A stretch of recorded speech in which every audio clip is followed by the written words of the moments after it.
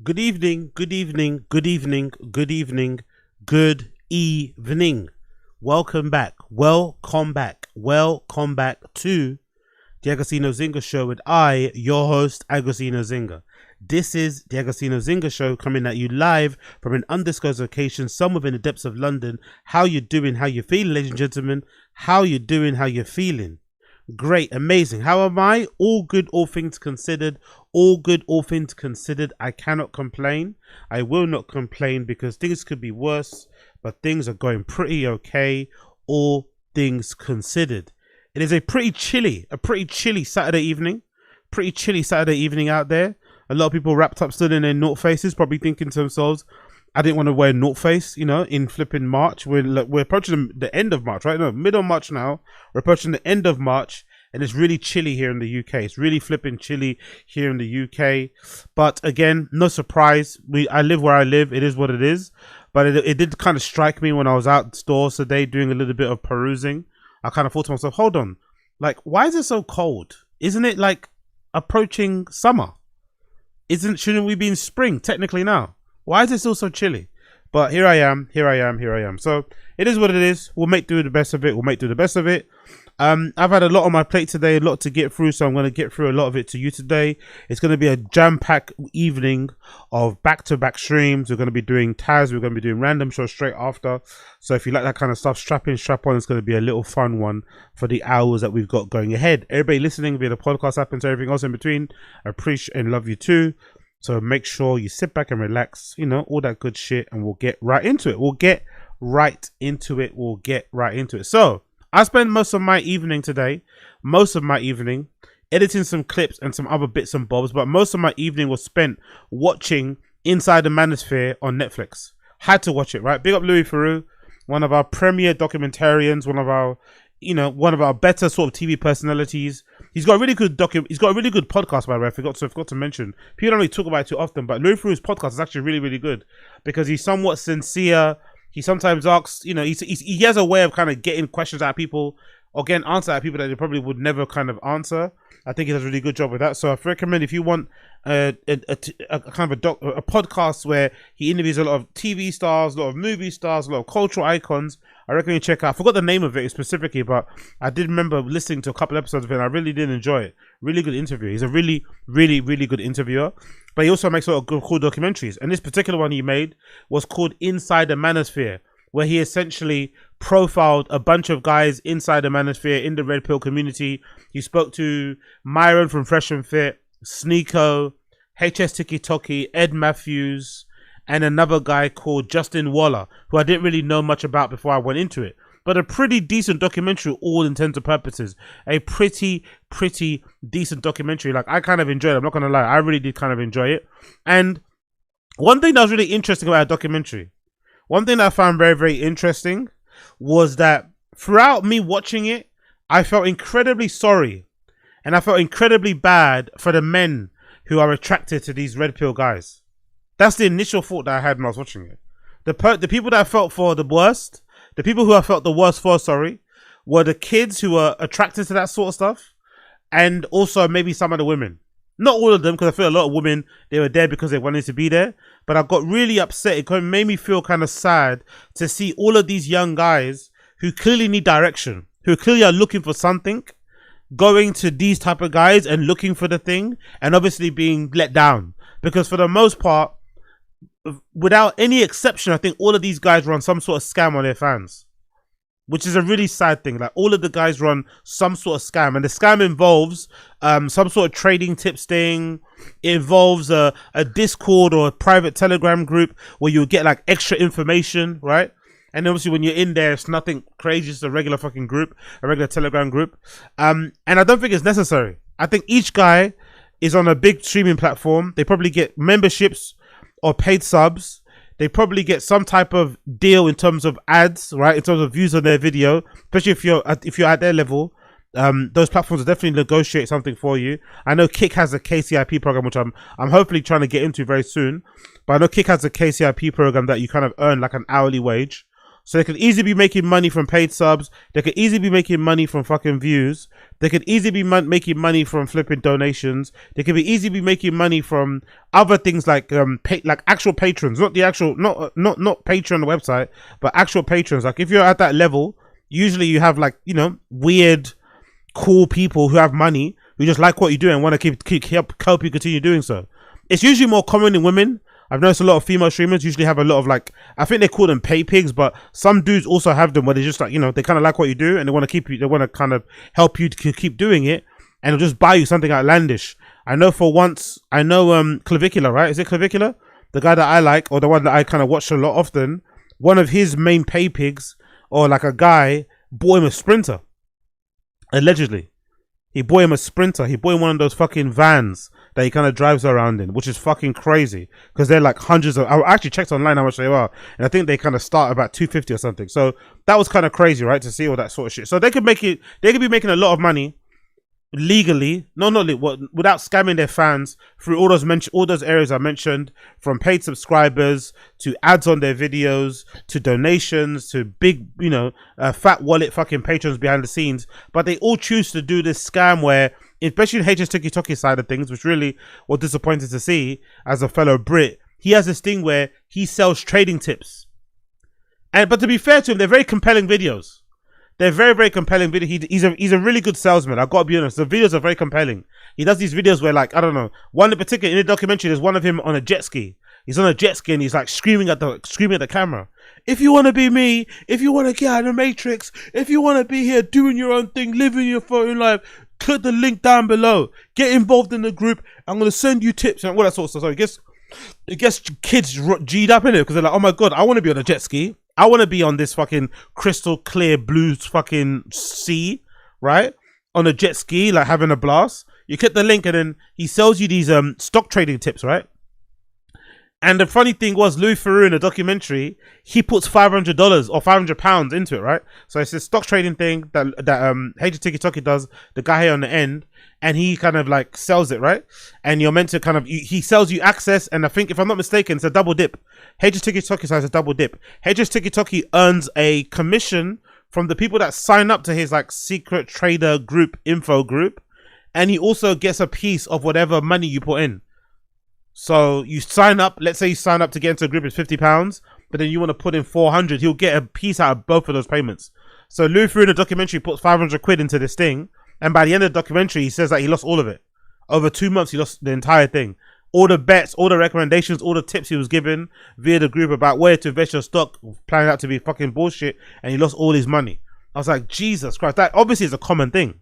That obviously is a fucking common thing.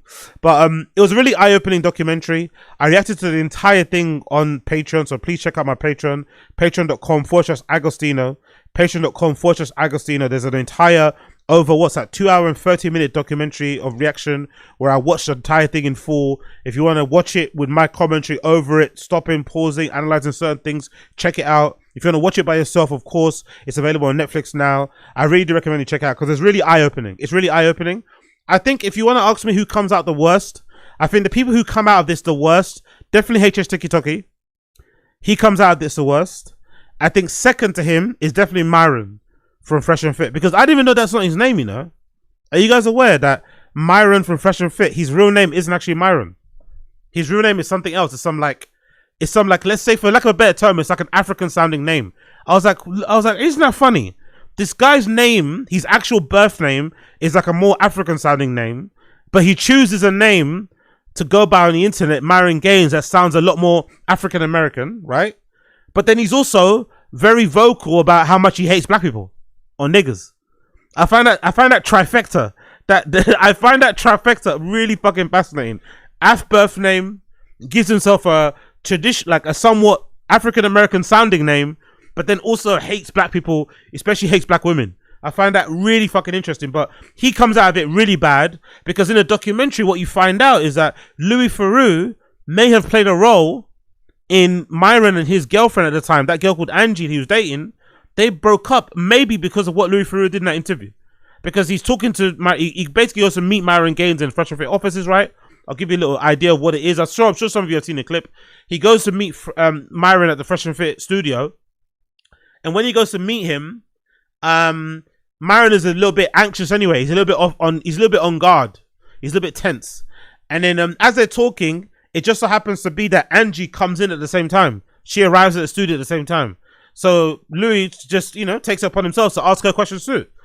But before that, they were talking about how Myron has this thing about, it's monogamous on my side. No, monogamous on their side, polyamorous on my side, or whatever, right? That whole thing. Where basically he's allowed to be open and fuck who he wants, but he doesn't let his girl do that. So they're talking about an interview. Obviously, Louis Theroux doesn't understand what the fuck he's talking about. Like, how is that even a fair exchange? How does that work? Surely your girlfriend isn't going to be happy about that, right? And Myron's trying to convince him, no, it's perfectly fine, perfectly fine. Then as they're talking about that, the girl walks in. So Louis Theroux thinks, okay, this is a perfect time to ask her the question too, innit? Are you actually okay with him going out and cheating on you as much as he wants, but then you can't do it? Like, is that a thing? And she basically doesn't give the best answer. She kind of seems a little bit upset about it. And then I think there's a time towards that, as he's talking to her, where he brings up another thing that Myron said, where he was like, in the future, when I get married, I would like to have multiple wives. And then you hear Louis Theroux bring it up to the girl, hey, are you okay with that? Is that comfortable? If in the future you guys ever do get married, would that be something that you'd be into?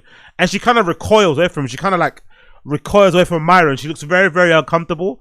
And then it kind of, from there, it becomes very tense. And then soon after, Myron kind of gets her to go away. He kind of tells her to go in the other room, clean it or something like that, right? And it kind of just stops there. And I don't think she ever appears in the documentary again. She doesn't appear in the documentary again after that point. So it's really interesting. But what it showed you was that Louis Theroux may have played a role in the demise of their relationship, because soon after that happened, their relationship kind of spiraled out of control. They broke up, and then that girl ended up hooking up with some builder guy who also skates, and that became like a meme online because, Myron thinks himself as a high value male. He kind of, walks around with his chest puffed up because he drives expensive cars and he's got money, all this malarkey, and he thinks that's all women want. And his girl kind of got stolen from him by like a regular dude who Myron probably would think shouldn't be in any way competition to him. But clearly he doesn't understand, as most of these guys in this documentary, that there's more to dating, there's more to romance, there's more to relationships than just like gender roles and money and all that stuff and status. But it's fascinating documentary, really fascinating documentary.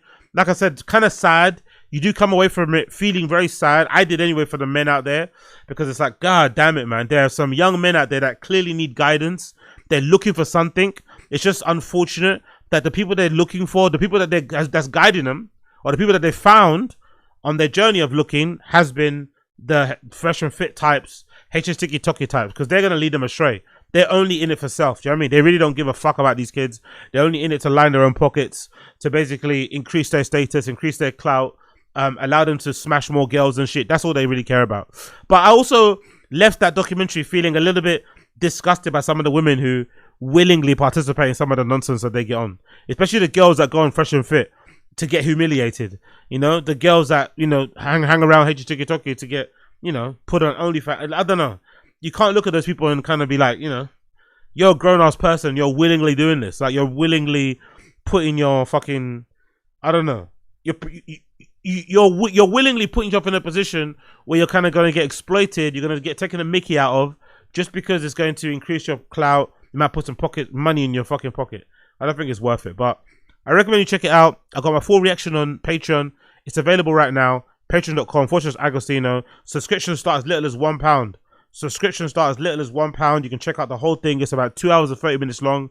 Check it out on patreon.com/Agostino. Patreon.com/AGOSTINHO for all of that and more. Moving on. This is kind of interesting, right? Big up the Cosmopolitan. Big up the Cosmopolitan. The Cosmopolitan put up this really interesting, very grating, right? Very triggering artwork and very triggering post that I thought I would talk about. The post is as follows. Have men on dating shows always been chopped? Have men on dating shows always been chopped? The caption says, if this season of Love is Blind taught us anything, it's that one thing straight men have is audacity. From weight shaming to weird fascinations with virginity, season 10 of Love is Blind has truly taken the cake for gathering some of the most ineligible bachelors together in one place. Although every season has their bad apples, the ways in which some of these women on the Ohio-based season were terrorized by these guys seems incomparable to the previous seasons. While it's arguable that men on reality TV shows have always been chopped, it seems many of us are starting to wake up to the fact that there are simply too many diabolical guys that are taking our screens taking over our screens right now. Moral of the story: if they really want to prove love, in fact blind, we're gonna need these casting departments to get it together, because what happened this season should not have been repeated ever. So this is mostly regarding Love is Blind, and there's this is like viral clip that went, of this one guy essentially kind of, sounding a little bit crazy because of what he looked like and what he kind of was requesting. But just off the base of that graphic, I think again, I don't watch dating shows. I'm not really into reality TV like that. It's not really my thing. But if I'm just going to look at it from the outside in, I think over time, you've probably had more women are probably going to be able or willing to go on a dating show who you would term to be like very good looking than a guy would. I don't think very good looking guys who have their shit together would want to willingly go on a dating show anyway. You wouldn't want to put yourself out there like that. You want to kind of keep, shit close to your chest. You want to move a bit more correct, whatever it may be. You wouldn't want to blow up your spot by going on a dating show. The ones that do are the ones that truly don't give a fuck, or the ones that are looking for a little cheeky opportunity to do something. But I think the guys who women would think are not chopped, who think they are good looking, they wouldn't go on a dating show anyway. You know what I mean? It's not the best place to go. It wouldn't probably put you in the best light. So I think that's the problem. It's more so like the dating show by default has like a selection bias, where the kind of men that, like, unfortunately, and I think it's weighted the opposite, because I think women, if you're a guy and you go on a dating show, you probably got a better chance of securing or a date or maybe a connection with somebody that's incredibly your type, or somebody that you would really be into. For sure, because I think women are willing to roll the dice more when it comes to romance. Women are willing to try anything. Like, okay, if I can find somebody that I can like make a life with and grow old together, they're willing to roll the dice. They're willing to do anything. Activities, this, that, and the other. Men are a little bit more hesitant to really roll the dice in terms of finding love. So I think that's the reason why there's probably not a good selection of not chopped men on dating shows v not chopped women. And I would imagine, again, I don't watch dating shows, but I'd imagine most people out there that do watch dating shows would probably agree with me and say that on most dating shows, the women are probably much hotter than the men are. It's just one of those type of things, isn't it? I think Love Island's probably a good example of it, right? On Love Island in general, I see a lot more people talking very highly of the women from previous years than the men. There are some men that come out there, obviously, that get a lot of love and people really are into, but I get the feeling that most people are kind of like head over heels and crazy about the women. Oh my god, you see that lady. So I think across time, I think it's mostly kind of women that kind of go on these shows, and the men that do go on these shows are the ones that are like, the dregs of society, let's say, for lack of a better term. So I think that may be the reason why shit like that is happening, right? Let's actually, is that clip of there are plenty of fish in the sea. The fish, oh my god, look at the options here. Jesus Christ. Big up the men out there though. Big up us men.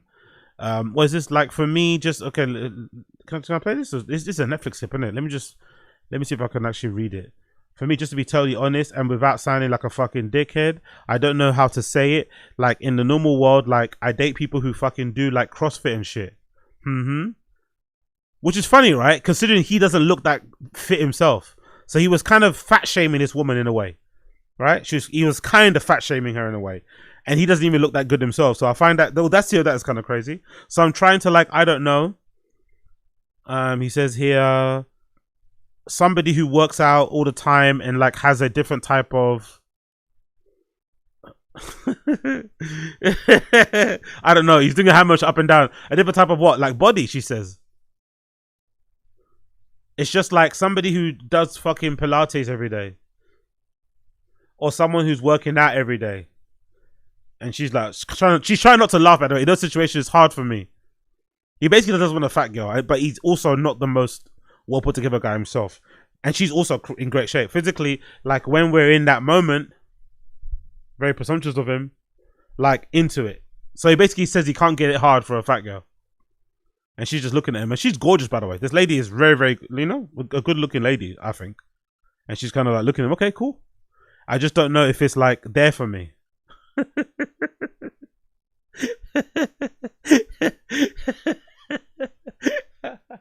And again, he's not the most ripped guy in the world ever. So I find that really fucking funny. And then, of course, we've got another side that says Chris from Love Island is a perfect example of why you need to stay away from medium ugly men. Stephen from Love Island seems absolutely insane. Why is he fascinated with when she lost her virginity or her first kiss? I think that's the weirdest communication ever. Love is Blind consistently reinforces the narrative that many men are trash. Well, they are, but that's the thing, though. I think there needs to be an equal weighted responsibility here. Everyone needs to take responsibility. There's a certain responsibility women need to take too for giving trashy men a chance. I haven't met in my life, over the course of my life, I don't think I've met a guy who women would describe as trash who doesn't have a pretty decent list of like ex-girlfriends or even a current girlfriend. They don't exist. You never meet a trashy man that's been lonely for many, many years. They're always in demand. They always got a girlfriend by their side. So as much as trashy men are trash, I get it. Women have to also take some responsibility. Like y'all give these guys a lot of chances. Y'all give these guys a lot. You know what I mean? That's why they develop big heads. That's why they're out here telling you to do CrossFit when they themselves look like they need to do CrossFit, you know? Because they get away with murder. Women let them get away with murder. They think their shit don't stink and they walk around like their shit don't stink. And that's the thing. One thing you can't give men is encouragement. One thing you can't give dudes is encouragement. Like even in football, right? I think some of you guys know that even in football, if there's a really talented football player, usually the coach won't go overboard with the praise. Because if you tell a guy that he's great, it's going to get to his head and he's going to turn into a fucking tyrant. You got to always keep guys, you know, you always got to keep guys on the ground. You got to keep their feet on the ground. You can't gas them up too much. So if you're gassing up guys or making them feel like they're more special than what they are, they're going to walk around thinking that they can do whatever the fuck they want. And that's coming from me. And I know because I'm an MAN myself. So that definitely is the case when it comes to all this type of stuff.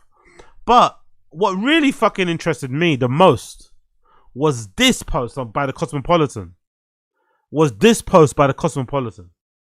Because I feel like this post was really triggering because I think this is definitely incorrect.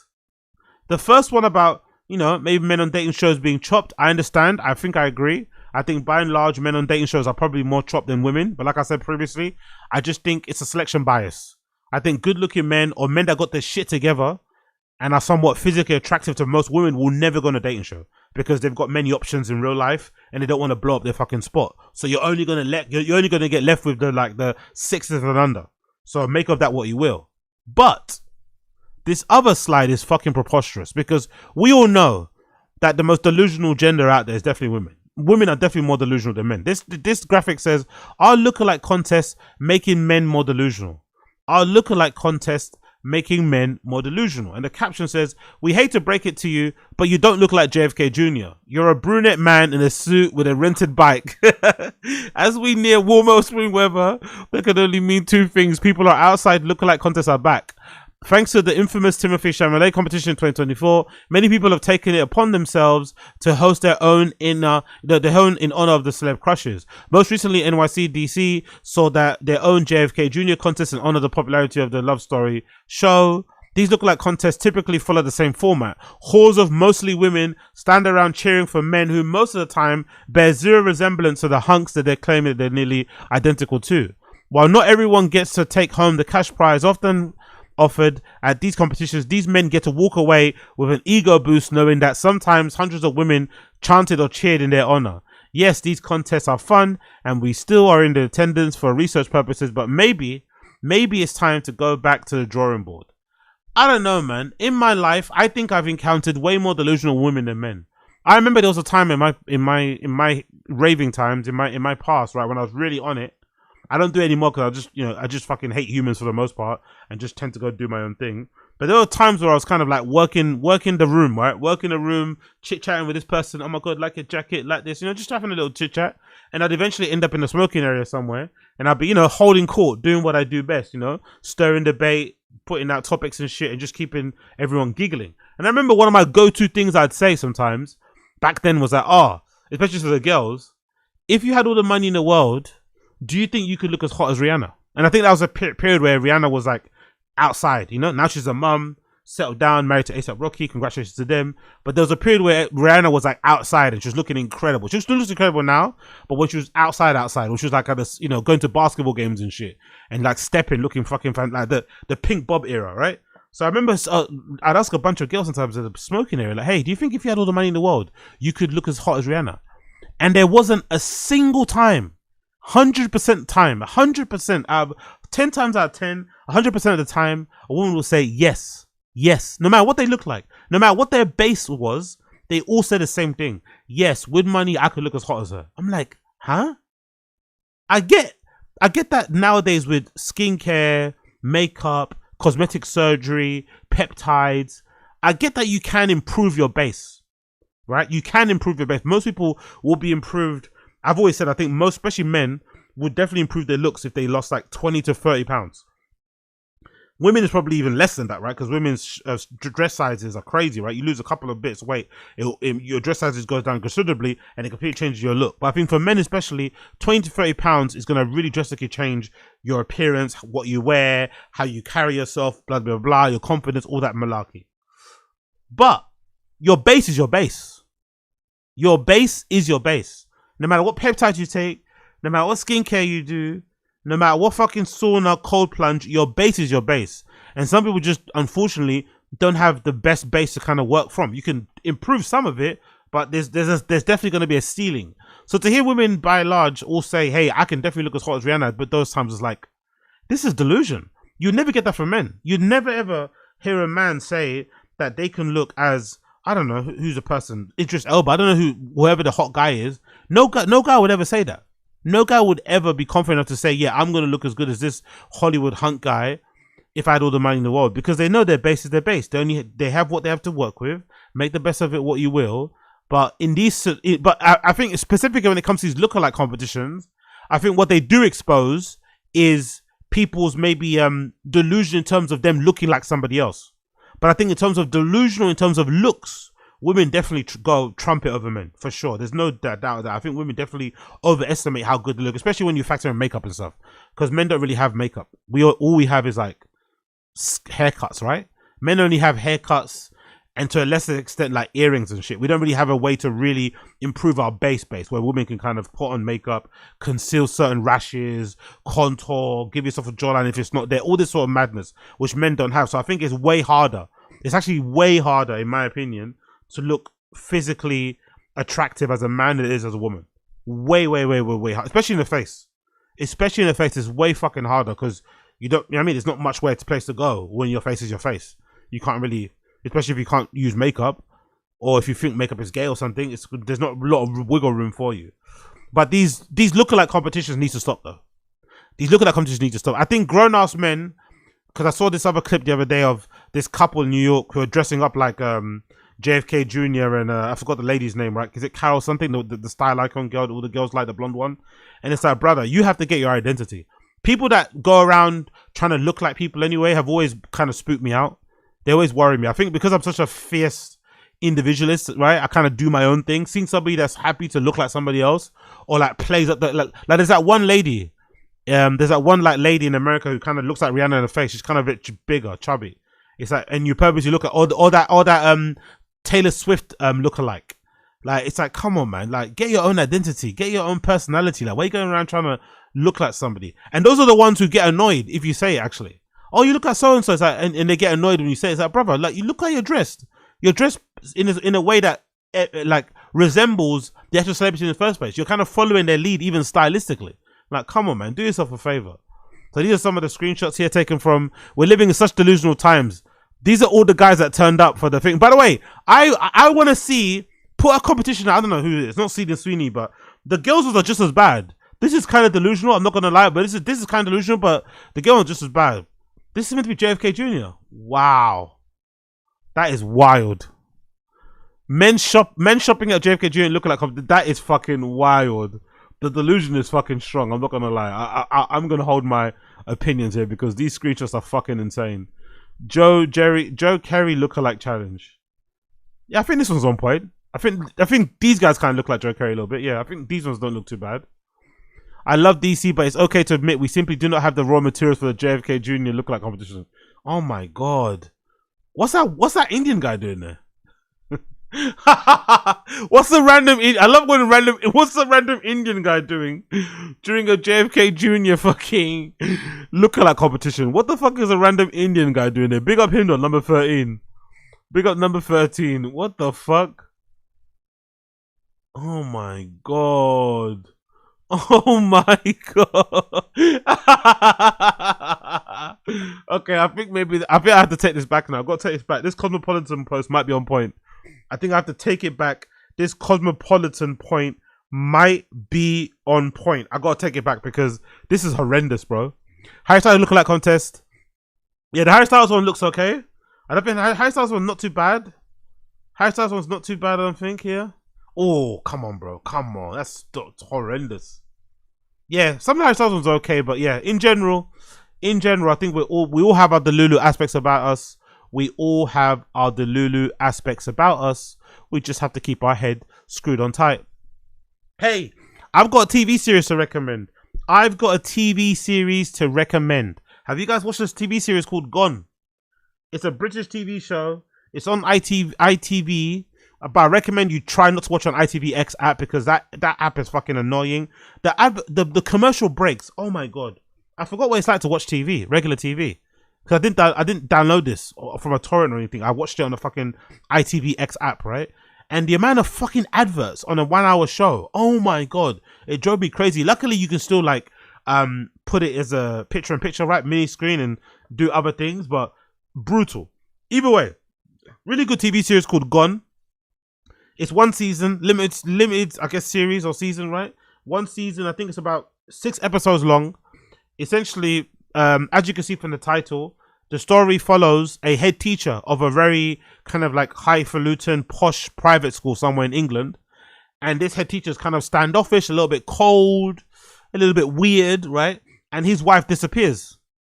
And later on, we find out, it's not a spoiler because it happens quite soon in the episode, that she died. And they just want to find out who actually killed his wife. It becomes like a big whodunit. But because this husband is so cold and is treating his wife's death with such normality, right? He's kind of going about his regular life, going teaching, coaching the rugby team. People are starting to suspect him. And then you later find out that, you know, before she passed away, they had a lot of fights and they weren't on the same page. And she might have had a secret diary, which is whatever. All these things are pointing towards him direction-wise. But he's also the kind of man who doesn't like to argue, who doesn't like to speak too much for himself, who tries to lead by example, right? It's kind of like, it's a very old boomer way of navigating the world, right? You don't talk too much. You don't like scream. You don't shout. You don't holler. You don't, protest. You try to like lead yourself or lead your life in a particular way and hope people can see the strength of your character that way. But obviously, considering it's a murder case, it's really serious. So all the evidence is pointing towards him, but he's refusing to quote unquote fight back. And it's making everyone around him really upset and angry. And it kind of just follows that story. And it's really interesting as a TV show because it also has on the opposite side, this police officer who's kind of trying to come to trying to figure out the case. And she's kind of assigned to be the family liaison officer, right? She basically lives with them for a bit in the house and tries to see what's going on to kind of get an idea on who's guilty or if he did it or didn't do it. And she's got her own issues too. She's dating a guy who is a bit abusive, who's really controlling, but she can't see it because she just loves him. She can't see that he's abusive and controlling. So there's 2 really good moments here that I want to talk about. The one moment I want to talk about, I think is really interesting, is just the lead character. This character, I've got the name, the actor, David Morrissey. Yes, okay, big up David Morrissey. He plays the head teacher called Michael Polly. Big up David Morrissey, incredible actor. I think he plays those roles, that kind of sinister teacher, lecturer, board member role, so good. I think he was another series too that I watched about maths. Not sure if that's still on actually. It was a series about maths or something like that, and he kind of was someone involved in that. So he plays the role really well.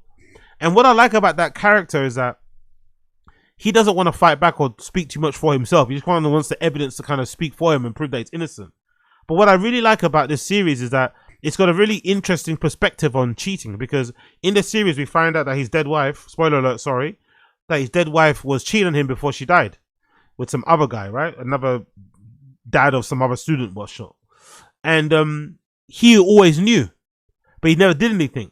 And part of the reason why he never did anything or said anything is because he felt like the cheating was partly his fault, because he wasn't necessarily there for his wife, romantically, physically, whatever. He wasn't there for her. So he felt like it it only made sense that she would want to seek that connection with somebody else. And she found it with the other guy. So he kind of blamed himself for her death. Because he said if you would have paid more attention to her, if you would have been there, she wouldn't have kind of gone away and tried to find somebody else. I thought, wow, that's a very mature way and a very grown-up way to kind of look at adultery in a marriage, especially if you're like somebody that's been to, because I think in the series they've been together for a long time and they're in their like 50s and 60s. It's a really interesting way to kind of look at it, to take responsibility on yourself, and it kind of reminds you a lot of my philosophy, my mindset in life in general when it comes to being a man. Is like, you always are the one responsible. Extreme ownership at all times. Even if it's not your fault, it's your fucking fault. Because I feel like that's one of the best ways to deal with situations, to overcome them, and also to learn from them by taking full responsibility. Even when you know there's some responsibility that can kind of be passed on to the other person, you should probably take it upon yourself, because that's the only way to kind of get over things. Because if you was to be in that guy's position and you find out your wife was cheating on you, you could just end up being bitter and pissed off about it, or you could accept that you played a role in it. Now, it wasn't your fault, really, but you did play a role in it because of the lack of attention and care and love you were giving to your wife at a particular time, which may have allowed her or put in a position where she felt like her eyes should be, you know, looking elsewhere. The other thing I think that was really all good, that I really enjoyed, was the depiction of violence and harassment in relationships. I thought that was really on point. They did it probably the best I've ever seen. So this character here, this lady here, right? This character here, this lady, is played by an actress called Eve Miles, and in the show she's called Annie Cassidy. So Annie Cassidy, she's a detective, and she's trying to get to the bottom of who killed this man's wife. At first, she figures he did it, and then as the series progresses, she quickly finds out that he actually didn't do it, or she kind of gets the feeling he didn't do it, and the actual real murderer is out there.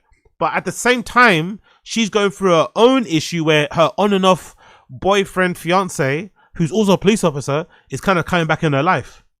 But what you don't see, because what they do really well, is that they depict him as just a regular guy.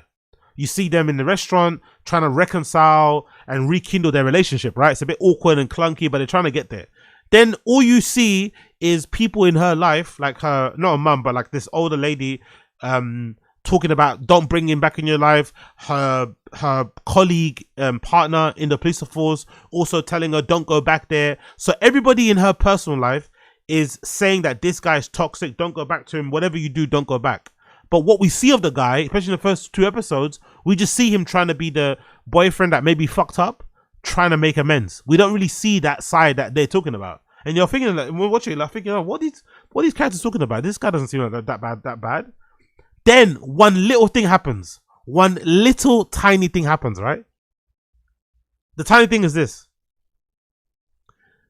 They agree to have dinner together, right? She invites him to his house. And I thought it was an amazing depiction of what harassment and violence must look like, and how probably every woman has a different point where they realize it. Because I think sometimes if you're in an abusive relationship, you know, part of the reason why a lot of women say is because of that sense of control, manipulation, and just being blinded by love. So in one of the episodes, she invites the guy back to her house, says, yeah, come back to mine. It's kind of like they're progressing now, right? They're going from meeting in the pubs, they kind of broke up, they're trying to rekindle their love. And towards the end of the season, she says, come back to mine, which is kind of like a sign of, like, okay, cool, we're going to try and really go there and do this again, right? So she invites him back to his house and says, yeah, come over and we'll have some, and I'll cook you some dinner. As she's cooking dinner, she's in the kitchen cooking some dinner, and a tune comes on that she likes. So she ups the volume. She's up the volume. She's making her dinner, whatever. I think it's lasagna or something. And then the guy turns up at the same time that she's cooking the dinner, and she puts the volume up. And as he's knocking on the door, she can't hear him because the volume is up on the radio. Right? A normal person would have just maybe called, or hey, I don't know, just a little quick hey in the fucking letterbox, right? Or just kept knocking, or waiting until the song ends and then knock again so he can maybe hear you. Not that big of a deal. But he gets there and he's knocking and she's not answering. And he quickly gets agitated. And he's like, fucking hell. And he starts like that. Fuck. He picks up the phone and starts ringing her. Like multiple times. Ringing. And it's you see they do a really good job of flipping between the cameras. You see her like dancing in the kitchen having a good time. And you see him like proper pissed off outside the door. Ringing her. Then it switches again. And he's outside and he starts kicking the door. Oh, it was, and then she hears, oh my God, sorry. And then I think as she kicks the door, she hears him. So she lowers the sound. She says, oh my God, sorry. She says aloud, sorry, I'm on my way. And as she's walking towards the door, he starts kicking the door more. Where are you? Open the fucking door. I've been out for fucking ages. And in that moment, the veil lifts away from her eyes, and she sees her ex, her on and off ex, as the monster that all her friends and her family members have said he is. Because she didn't see it before. She didn't see how controlling, how abusive, how much of a monster he would, and how, you know, short of a temper he had beforehand. But she saw in that moment, she's walking down the hallway, and she sees his shadow on the door frame, like outside, right? Because it's a frosted glass, and he's like kicking the door. I'm like, whoa! So it was such a good scene how they depicted it, and she just stands there frozen, and she instead just like quickly goes and latches the door, and then like cuddles up towards the side of the corridor. He's like, I can hear you. Open the fucking door. What are you fucking playing around with me? I've got the fucking drink in my hand. And he's like getting really annoyed, and then he kind of rushes. He tries to go to the side of the door to open it, and she locks that one as well. And then from then, obviously, they don't speak to each other again. But I was like, wow, what a great depiction of what it must actually be like if you're in an abusive relationship. Especially if you're the woman and you're blind to it. But then you finally do see it. It's like, whoa. And then when you see it, you cannot unsee it, because now you see the monster. Now you see the guy for the monster all your friends told you he was. It was a really good season. But I recommend you check it out. Really good series. It's called Gone. It's 6 episodes long. And it's a decent watch. But whatever you do, please do not watch it. Please, whatever you do not watch it on the ITVX app, because the advertisements on that app are fucking horrendous. It drove me crazy, but I stuck with it because the series is fucking good. Talking about fucking good things, this is not a fucking good story. I told you guys before, I think in the previous episode, about this ongoing lawsuit between Pharrell Williams and Chad Hugo, one half of the Neptunes. And this broke my heart, man. This broke my heart. This broke my heart the same way it broke my heart when Joe Budden fired Rory Moore and basically, you know, acted like they weren't big contributors to the show. Was annoyed and pissed off that they asked for the accounting. So basically told them to skedazzle and ruin one of the greatest podcasts, maybe in podcast history, right? The original fucking JBP was fucking sensational. So that really fucking annoyed me, right? But I think this has annoyed me just as much, because I grew up on N.E.R.D. I was obsessed with the Neptunes and their productions. Obsessed to the point where I was even trying to make music at the time in school, thinking like kind of copying that sort of style. Obviously failed it completely, but I was obsessed with them, especially as well coming from where I come from. There wasn't a lot of like imagery. There wasn't a lot of depiction of like black folks that were kind of into stuff that I was into, right? The kind of, for lack of a better term, alternative black folks didn't really exist in my area. So I was one of the only ones who were kind of, you know, turn up to school in like, you know, massive cargo pants and skateboards and studded jeans, and would be listening to metal and all this malarkey and Slipknot and shit. You know what I mean? It was kind of odd. So to see what I would deem to be myself represented in others, especially someone like Pharrell and shit, was fucking incredible. Like, oh my God, shit. So I'm not the only one that's kind of into this stuff. Cool, whatever, great, amazing. But I just love their partnership, right? N.E.R.D. the group, but I also love their partnership as Neptunes and the records that they produced over the years. And it was really frustrating and annoying over the years now, lately anyway, that Chad Hugo's not really been in the picture. It's mostly been Pharrell kind of doing it on his own. It's also been, there's not really been a lot of like produced by the Neptunes. It's mostly been produced by Pharrell. And Pharrell really lately hasn't really been on the greatest run anyways. His solo records and productions haven't really hit the same way they hit before. And I think the reason why is because of this ongoing lawsuit, because it seems like, although they came up together, they made millions of dollars, millions, hundreds of dollars over the years. They created a lot of great moments, created some amazing records that have inspired generations of artists, that have delighted people, all this malarkey.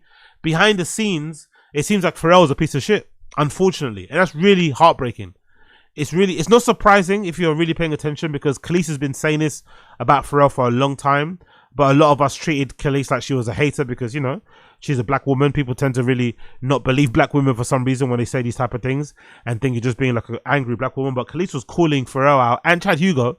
I think there was a time where she was calling out Chad Hugo for also being quiet, which is somewhat complicit and just going along what Pharrell does. And then in the end, Pharrell ended up snaking him the same way he snaked Khalees. So it's not super surprising, but it's still a bit like, oh man, why is it that whenever people make money, especially in the, you know, loads of it, it changes their relationship? Like, to me, I don't understand it, because I would imagine, maybe it's just because I've not had like a very strong, long-lasting group of friends. But I just think it's really unfortunate that you can start something with a friend from the ground up. They're both from Virginia too, by the way, so they probably grew up with each other. They've probably known each other since they were probably teenagers or some shit, right? And then you go on to become this seminal, super influential production group that literally defined the sound of the early 2000s, right? And then you can do all that short shit, contribute to culture, amazing fucking legacy, continued legacy, but then you do janky business to that person. Like, you do them dirty.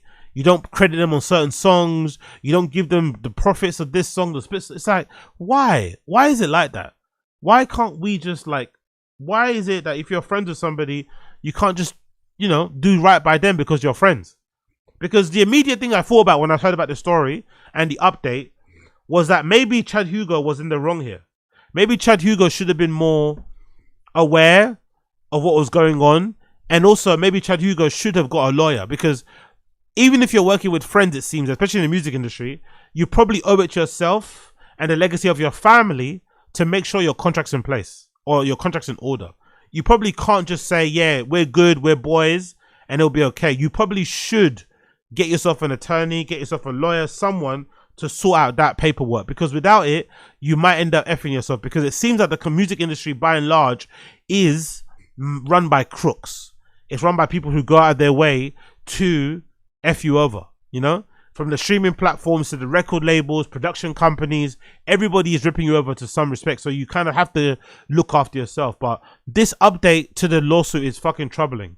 It says Chad Hugo has updated his lawsuit against Pharrell, specifically naming several musical works he claims he co-authored without receiving a proper joint credit or compensation. Some of these songs, by the way, don't have his contribution on there. That's the thing that's really crazy. Some of them don't actually have his contribution on there. So it says here, the songs that he feels like he should be credited on: Moto Mami by Rosalia, La Combi Versace by Rosalia, Cash In Cash Out, Love Is Not Written, Pure, Real One featuring Lato, Lost and Found featuring Tyler the Creator, and Freestyle featuring Tyler the Creator are all tracks that Chad Hugo said he co-authored, but he's not even listed on the credits. If you look at them, especially if you go on some of these songs on Wikipedia, you can see Chad Hugo's name's not even listed on the credits. So it's not even like some of those things where like, oh, maybe front of maybe like, it's not, you know, sometimes there are producers who don't want to have their name plastered on the actual album, but if you look in the credits, you'll see their name on there. His name ain't even on the credits. So Pharrell made these songs with Chad Hugo together under the Neptunes, but then took all the money for himself and didn't put Chad Hugo down on the fucking credits. Absolute horrendous stuff, especially when you consider how amazing some of those tracks are that are featured on that fucking list. It's absolutely heartbreaking. In the records, it says the following. It says, this is what Chad Hugo's lawyer said about the Neptunes brand. Chad Hugo was principal composer, arranger, multi-instrumentalist, producer responsible for programming, instrumentation, and overall sound design, while defendant Williams more frequently appeared as a public-facing member of the duo. So they're trying to say, I don't know if this is true though, I wouldn't go that far. I wouldn't go that far because I think Pharrell has shown some musical acumen. But they're trying to say, Chad Hugo is trying to say that the actual musical genius behind Neptunes was him, not Pharrell. Pharrell was just the face of it. That's kind of wild, isn't it? Even more wild because Pharrell then went on to like not give him the credits. And I just don't know why that is the case. It's so unfair, man. Like, why is that always the case? Why can't we ever do right by people that do right by us? Why is it, you know? I don't really understand that. Why can't we ever just do right by people based on just the fact that we're friends? That's where I kind of like had a lot of sympathy for Eddie Hearn when he was going through what he was going through with Conor Benn. I think what he did with Conor Benn and how he was disappointed when Conor Benn signed with Dana White and Zuffa Boxing, I understand him because he has an arrangement with Anthony Joshua that doesn't require a contract. He said recently, actually the other day, that he got an offer from some other boxing whatever, and Joshua literally sent him the fucking text screenshot the minute he received the text. Hey, what do you want me to write in reply? Super open to communication. No, I'm talking to people on the slide. Nah, they came at me with an offer. You're my guy. I'm not going anywhere with you. So what do you want me to say back to this guy? I'm not obviously going, but what do you want me to say back? Like, incredible, right? And most people aren't really like that. Most people aren't loyal like that. And I don't really think it's a loyalty thing. I just think most of it is just the the lack of respect for the friendship, you know? You build this thing from the ground up together. Just honor the friendship and sort me out the money as well for the contribution that I made. What's with all this fucking taking me off the credit stuff? I don't understand that. I really don't get all that side of things. It's really sad to see. I would prefer it if there was a situation that could occur where these guys grow old together, right? And they continue making music. Why can't that be a reality? Why can't the reality be that they get to make music together until the day that they fucking are old and grey under the fucking Neptunes bandana, under the Neptunes banner?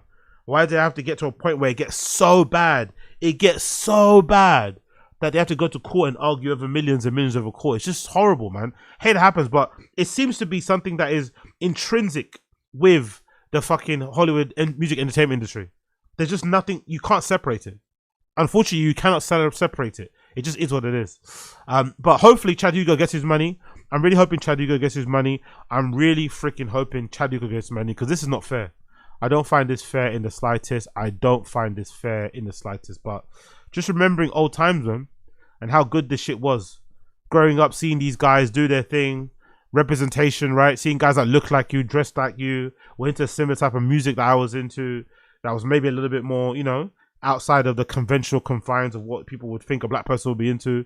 And now you hear later on, many years down the line, that this was all smoke and mirrors. You know, Pharrell was out here, you know, claiming all the credit for the songs when he wasn't the one really making the songs.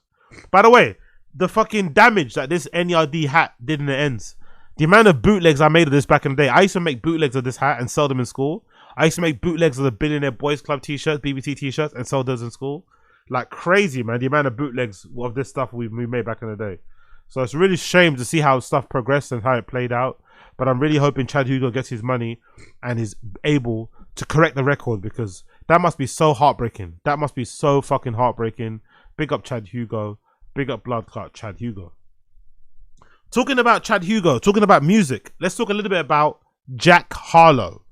Big up Blood Clot Jack Harlow. Jack Harlow put out his first album, I think, in 4 years, called Monica. First album in 4 years called Monica, just released today. It's what people would deem it to be is like neo soul. You can tell by the album cover, right? You can literally tell by the album cover this is a neo soul album. He's got his hat cranked onto the side, these crazy nice gazelle looking frames, the earring, a bit of stubble, right? It looks like what you described to be. This would look amazing as a vinyl, by the way. This cover would look amazing as a vinyl cover. So you can definitely tell what the vibe is saying straight away from the album artwork and the title of the album. I think automatically tells you what he's kind of talking about, right? And I have to give him a lot of credit because he completely switched up his sound. He's gone away from that kind of like Drake sounding bop that he had in the past. Braggadocious type of rap, let's say. And he's kind of embraced more of the neo-soul, R&B, slower side of things. I personally have enjoyed the album. I played it twice throughout. I would say standout tracks from me personally are probably Prague and All of My Friends. Those are my standout tracks. Prague and All of My Friends definitely are my standout tracks. I think I'm really complimentary of this album because I'm a big believer in, like, sometimes albums can be too bloated just for the sake of being bloated. And I really do appreciate the fact that he made an album with 9 tracks that feel really full, that tell a story, that are layered, but the album still only clocks in at 28 minutes. So it doesn't require a crazy investment from you to sit down and really kind of lock in with it. It's 28 minutes. For the most part, you can whack it on in the background as you're doing the fucking laundry. You can whack it on in the background as you're doing the fucking groceries, and it can be done, you know? And you listen to it. I really did enjoy it. But I have to say, I think there's a bit of a misstep. I think he should have released this album in the winter. I don't think it's a summer record. I think a little bit, because I've seen online there's a bit of a disconnect, and I think the disconnect online is disingenuous. By the way, you motherfuckers are disingenuous. You motherfuckers are disingenuous, because when Jack Harlow was running around with Drake, people were kind of calling him out for sounding too much like a Drake clone, not having his own voice. The previous album that he put out, I think the one where he's like crossing his arms, right? People didn't like that album. I think it was Jackman, whatever the album was, where he's like crossing his arm with his t-shirt. People didn't like that album. They called him out for it. Said it was repetitive. Didn't have any good tracks. Not a bop. The moment this neo soul album comes out, everyone's like, "Oh, bring back the old fucking Jack Harlow." Talking about the previous album that they didn't like. Bring back that. So what I think they're trying to say, although they're talking at their ass, right, and it's the hypocrisy of it all, what they're trying to say, I think, is that there wasn't enough of a bridge in between, because he took 4 years out without any single dropping or anything. I think what he probably should have done, if I was him, maybe would have done a bridge EP in between. So instead of dropping Monica now, I would have, if I was him and his team, would have proposed putting out some singles or an EP that probably had some stuff that was sounding like the time that he's hanging around with Drake, but also had some stuff that sounded like this, to give people a taste, an idea of what they may be expecting from the album that you then announce now that's coming out in fucking, I don't know, October or something. Because I think this album is very cozy. It's an album that you'd put on wearing a fucking big scarf, a massive woolly hat, a cardigan, heavy jeans, some Timberland boots, right? But I don't think it's for the summer, for the spring. I think it's a bit more of a hugging a girl by a fireplace or walking hand in hand somewhere through the Christmas market. I think it's got that kind of vibe about it. So maybe seasonal wise, it kind of came out too soon. It probably should have come out later on in the year. And then what you could have done was give people a taste of what to expect and put it out. But I think people are criticizing it for sounding the way that it sounds when he intentionally wanted to do that are fucking hilarious. He even said in an interview, he sat down, I'm going to play the clip now with, I think it's called Popcast, right? And he basically talked about what he was wanting to do. And I really liked how he said his approach to the album, because essentially he acknowledged that a lot of other artists, a lot of white rappers especially, in his, in his position, would have probably gone the country route or completely switched up their sound and tried to like push away or walk away from whatever black influence they had in the beginning. But he said, no, I really like black culture. I really like black music. So I want to double, triple down on it. And one of the things I always wanted to explore was R&B and neo soul. And it's so surprising. In my opinion, I think most great lyricists, most of the best rappers, most of the people that have the best taste in rap love great R&B. Like, I don't think you can meet a single Styles P fan. You won't meet a single fan of the Locks. You won't meet a single fan of fucking Jadakiss. You won't meet a single fan of the Diplomats, a single fan of fucking, I don't know, who else I can think of, right? Wu-Tang, who doesn't like R&B too. I think that's a quintessential thing about hip-hop. It's like the appreciation for really good R&B, 90s R&B, 80s R&B is really there. We don't play when it comes to R&B. I know me. I fucking love R&B. Love it to bits. So it's no surprise that he wanted to go down that route. But I think he probably did it a bit too early, He probably should have done it end of the year. And I think seasonal wise, it would have made sense, especially with the colors, the browns, the coat, especially some of the videos. I think it would have suited. I would have loved to see some of these videos shot later on in the year while it's snowing in New York and shit. Like, it seemed like it would have been fucking so brilliant. But I'm assuming, contractually he had to just not rush, but he had to put it out at some point because it took so long. But I really did love the body of work. Nine tracks. Very concise, tells a great story, introduces that side of him artistically to the audience, and I'm really for it. I'm really for artists taking wild swings. I love when an artist takes a wild swings, because this must have been super scary to make, because we know him for making a particular type of rap, a particular type of music, rapping a particular type of way. That to suddenly switch that and start harmonizing, singing, talking about love, like switching up your lyrics, not always talking about flexing and this and, like talking, like basically writing love songs must have been really risky, must have been really hard, must have been really nerve-wracking. The fact that he did it, I give him fucking all the praise, because this is one of the hardest things to do as an artist, is to leave what you're comfortable with and approach and kind of tackle a new sound, which is why I give someone like Ye, no matter what he does outside of music, all the credit, all the grace, because Ye on every album, he's giving you a different sound, a different sonic texture, a different fucking vibe. He doesn't give a fuck. He's going for it. And I think that is it must be so nerve-wracking. I'm not even an artist like that. And I can only imagine how nerve-wracking it is when you've got hit records that sound a particular way, but then you're putting out a new album that sounds nothing like the hit records you made in the past. And people are very afraid of change, especially in music. People just want to hear the hits. They don't like change. They just want to hit the fucking greatest hits. So for Jack Harlow to go out and just make a neo soul album in this era where neo soul probably isn't moving the way rap is, music isn't moving the way it is a really big risk to take, especially as a white rapper. So I'll give him all the credit for it. But what I really liked about him, what I really liked about Jack Harlow, what I really fucking enjoyed about Jack Harlow was the interview he did with this podcast called Popcast, right?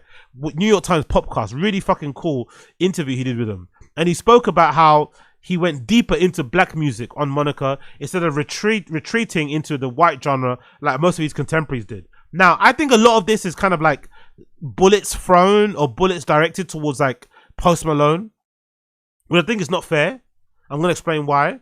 But I do like the fact that he acknowledged that he could have gone that way, but he didn't because he really likes black music and he wants to explore all aspects of it. And one of the aspects he wanted to always explore was neo soul. So big up Jack Harlow. Let's see what he has to say. I'm saying you didn't retreat into a whiter genre. In fact, you arguably went deeper into black music. Deeper into blackness. Yeah. So was that conscious? Was that a little twist on the typical move that white rappers make, which is to retreat back into traditionally white sounds? It certainly made what I already wanted to do even more appealing. Mm-hmm. Absolutely. Because you like pushing that boundary, that line? I think I love black music. I love the sound of black music. Who among us? Yeah, I love the sound of black music. Yeah. And of course, I'm hyper aware of the politics of today, that safer landing spot that a lot of my white contemporaries have found. And of course, it appealed to me to do something that I felt like at a time when there's plenty of people expecting me to take some of the routes y'all are taking. To take the route that not only might not be expected, but is also the one I genuinely want to take. So all the stars aligned in that way for me, to be honest. I'm not going to pretend like what you're talking about, I was like, I guess you're right. I knew that there were multiple things appealing about this route, but I also came to the decision, I'm proud to say, off of what feels good in my ear. I love R&B music. I love the sound of soft, intimate, melodic music. So I want to be understood. I want to write melodies that invite people to sing along. You know what's really sad about this? You would never think in the year 2026 and beyond that there are artists who are being told what to make and how to make it. But it's a thing. There are artists that, because he keeps saying it, I wanted to make what I actually wanted to make. It sounds crazy to say, but this is the truth. Once you get signed, you're not really in control of your own career. You kind of get told when to drop. You kind of get told what to make, when to make it. So when you're in a position where you can make what you want to make, you have to take it. You know what I mean? So you have to snap the person's hands off. You have to run and just do it and not look back, because it doesn't come around all the time. Because in order for you to kind of make an album, you have to have the label press the green button. Want to also co-sign the whole thing. So I do appreciate him for going down that route. And I also love stylistically, right? He's really kind of embracing this kind of this kind of new era. It's like even the styles change. He's not wearing trainers. There's a lot of browns, big jumpers, cozy. I mean, it's stylish, like tone-wise, aesthetics. There's definitely a change in terms of how he's kind of presenting himself. But I think the Post Malone comparisons, because I think there was some allusions to like Post Malone and how he kind of ditched black music and went country. I don't think that's true. I've never really thought that characterization was fair on Post Malone. I feel like there was a gradual progression from him going and experimenting with different sounds. It didn't just go straight from like White Iverson to like country records.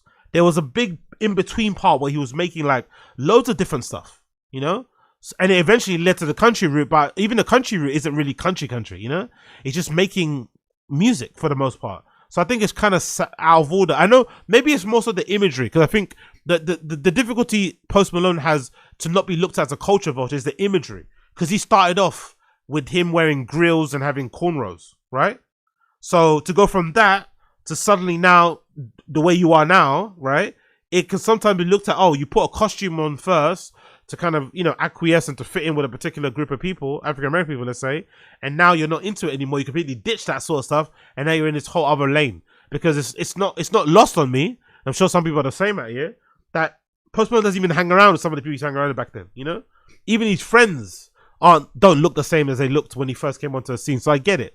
But I think a lot of his progression evolution has definitely been based on music only.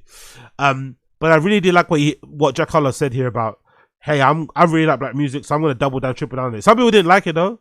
Some people on social media were criticizing this clip, saying that, I can't believe there's 3 white men in the room talking about black music. It's like, brother, this is this white man's album.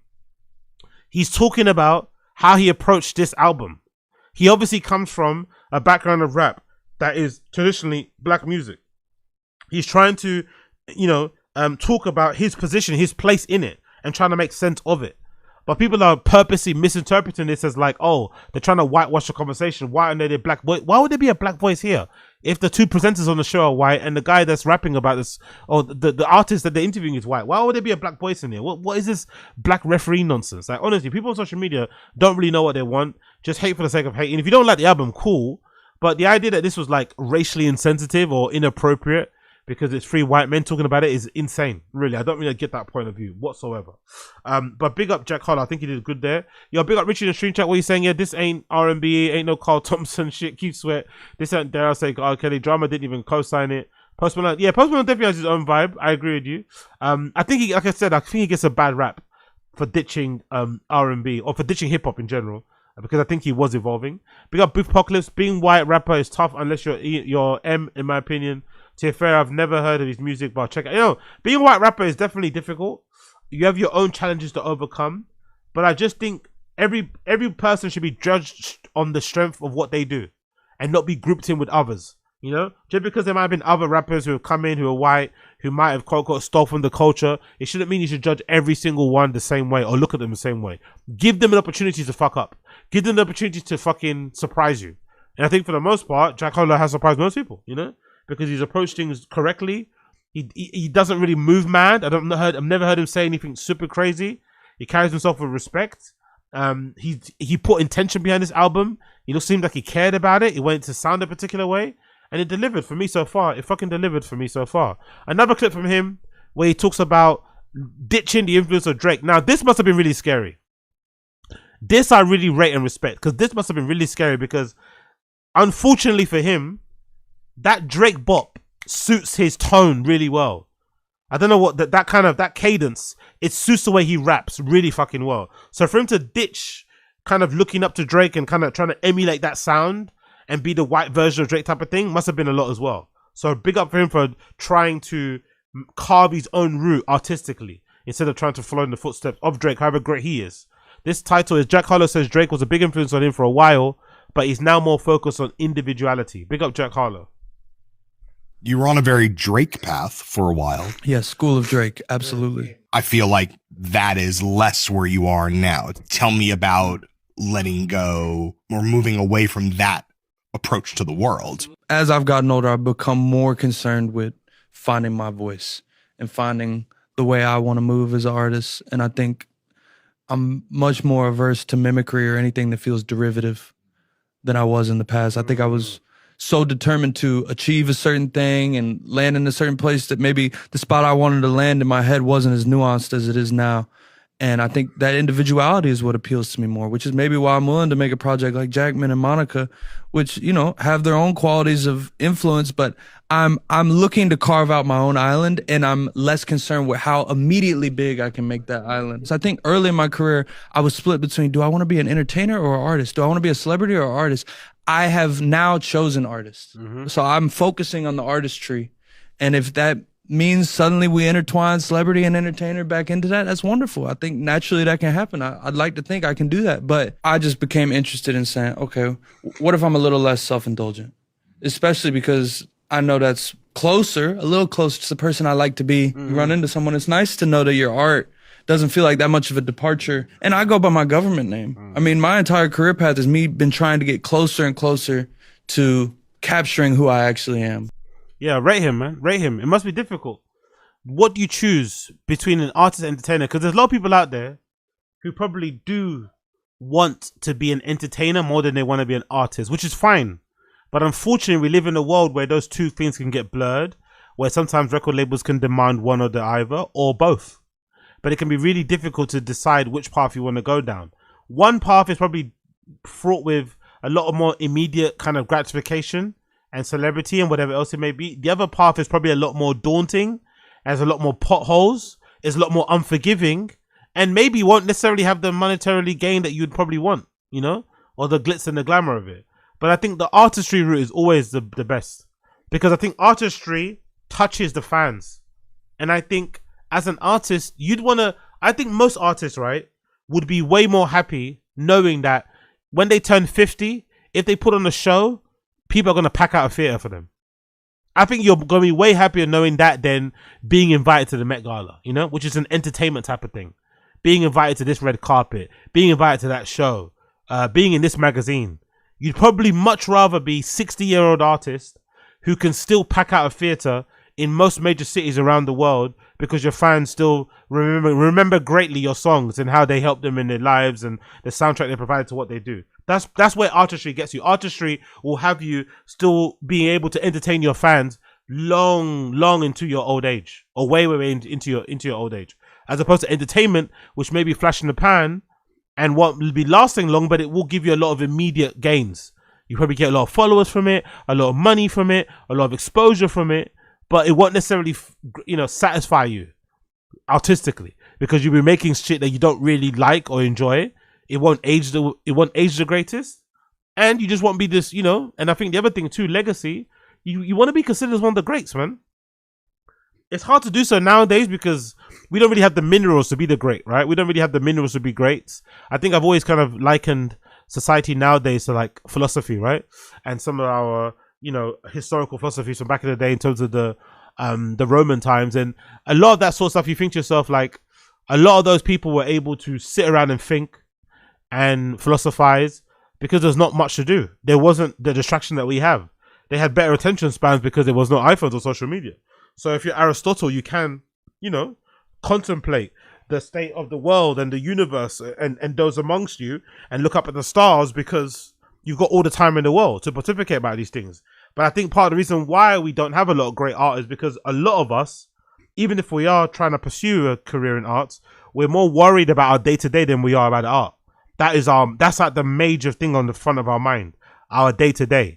How to keep the lights on, how to keep ourselves fed, how to keep clothes on, how to do this. You know what I mean? There's not a lot of time to really think, to explore ideas, to do stuff just for the fun of it. When's the last time you heard of somebody that you know who maybe is exploring a career in the arts, who's doing something just for the fun of it? No one does that anymore. That's why I probably don't have great art, because nothing's been done for the hell of it. Everything's been done for some sort of monetary gain, some sort of gain in any kind of way, whether it's engagement, followers, whatever it may be. Someone's doing it for some type of gain, and people are also not able to explore interesting ideas in full, in depth, because there's so much pressure for you to just exist, for you to keep the lights on, for you to pay the bills. So I completely understand why the art has kind of suffered. But when somebody steps up and says, hey, I'm trying to be an artist, I'm trying to be intentional about this, let's give them all the encouragement, man. We need more of it. Let's encourage them. Cool, go for it. And maybe I didn't like this one, but continue going for it. Put this amount of attention in this work, and let's put this amount of work and attention to detail into the next one, please. We should be encouraging this behavior, because so much so these days we've got too many artists who are just like putting out shitty filler content for the sake of putting it out, or shitty filler music. Yeah, we should actually call it music content. It's not even content. It's not even music. It's actually music content. And I think the ones who do try and put their best foot forward, who try to create a whole world and a universe around each album and talk very eloquently about what they're trying to do and how much they appreciate their art and blah, blah, blah. We should encourage them as much as possible, because we don't have many of them. We really don't have many of them. So big up Jack Harlow for putting out Monica. I really enjoyed Monica. I recommend you check it out. It's really fucking good. But of course, some people didn't like it. As you can see via this meme, Jack Harlow album rollout, right? It's this white guy playing around with this black girl's afro hair. Very troubling, very questioning, but you kind of get the, the point of this gif. People are taking a piss out of him in this regard. And there was another guy too that said the following, Lade, big up Lade Platinum. He said, Jack Harlow probably had like $20,000 marketing budget, but his marketing team said, why spend that when we can just just rage bait blacker people into promoting it for free? I don't think that's true. I don't think those posts or those interviews were rage baits. I think he generally did think the way he did. I think he generally went to share those opinions about how you're trying to approach his music going forward. And I was happy to hear him be sincere about what he's trying to do. So I don't think that was rage baity. So big up Jack Harlow. Big up Blood Clot Jack Harlow. Big up Blood Clot Jack Harlow. We love to see it. We love to see it.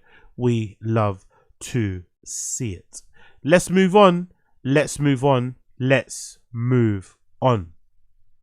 Can we talk a little bit about cocaine?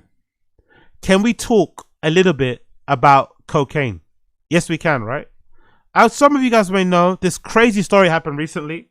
featuring Dwight Howard, now former basketball player, Los Angeles Lakers and shit, and generally a bit of a legend in his own right, went into a bit of trouble when his wife, Amy Luciana, went on Instagram Live and decided to air out some of their personal business.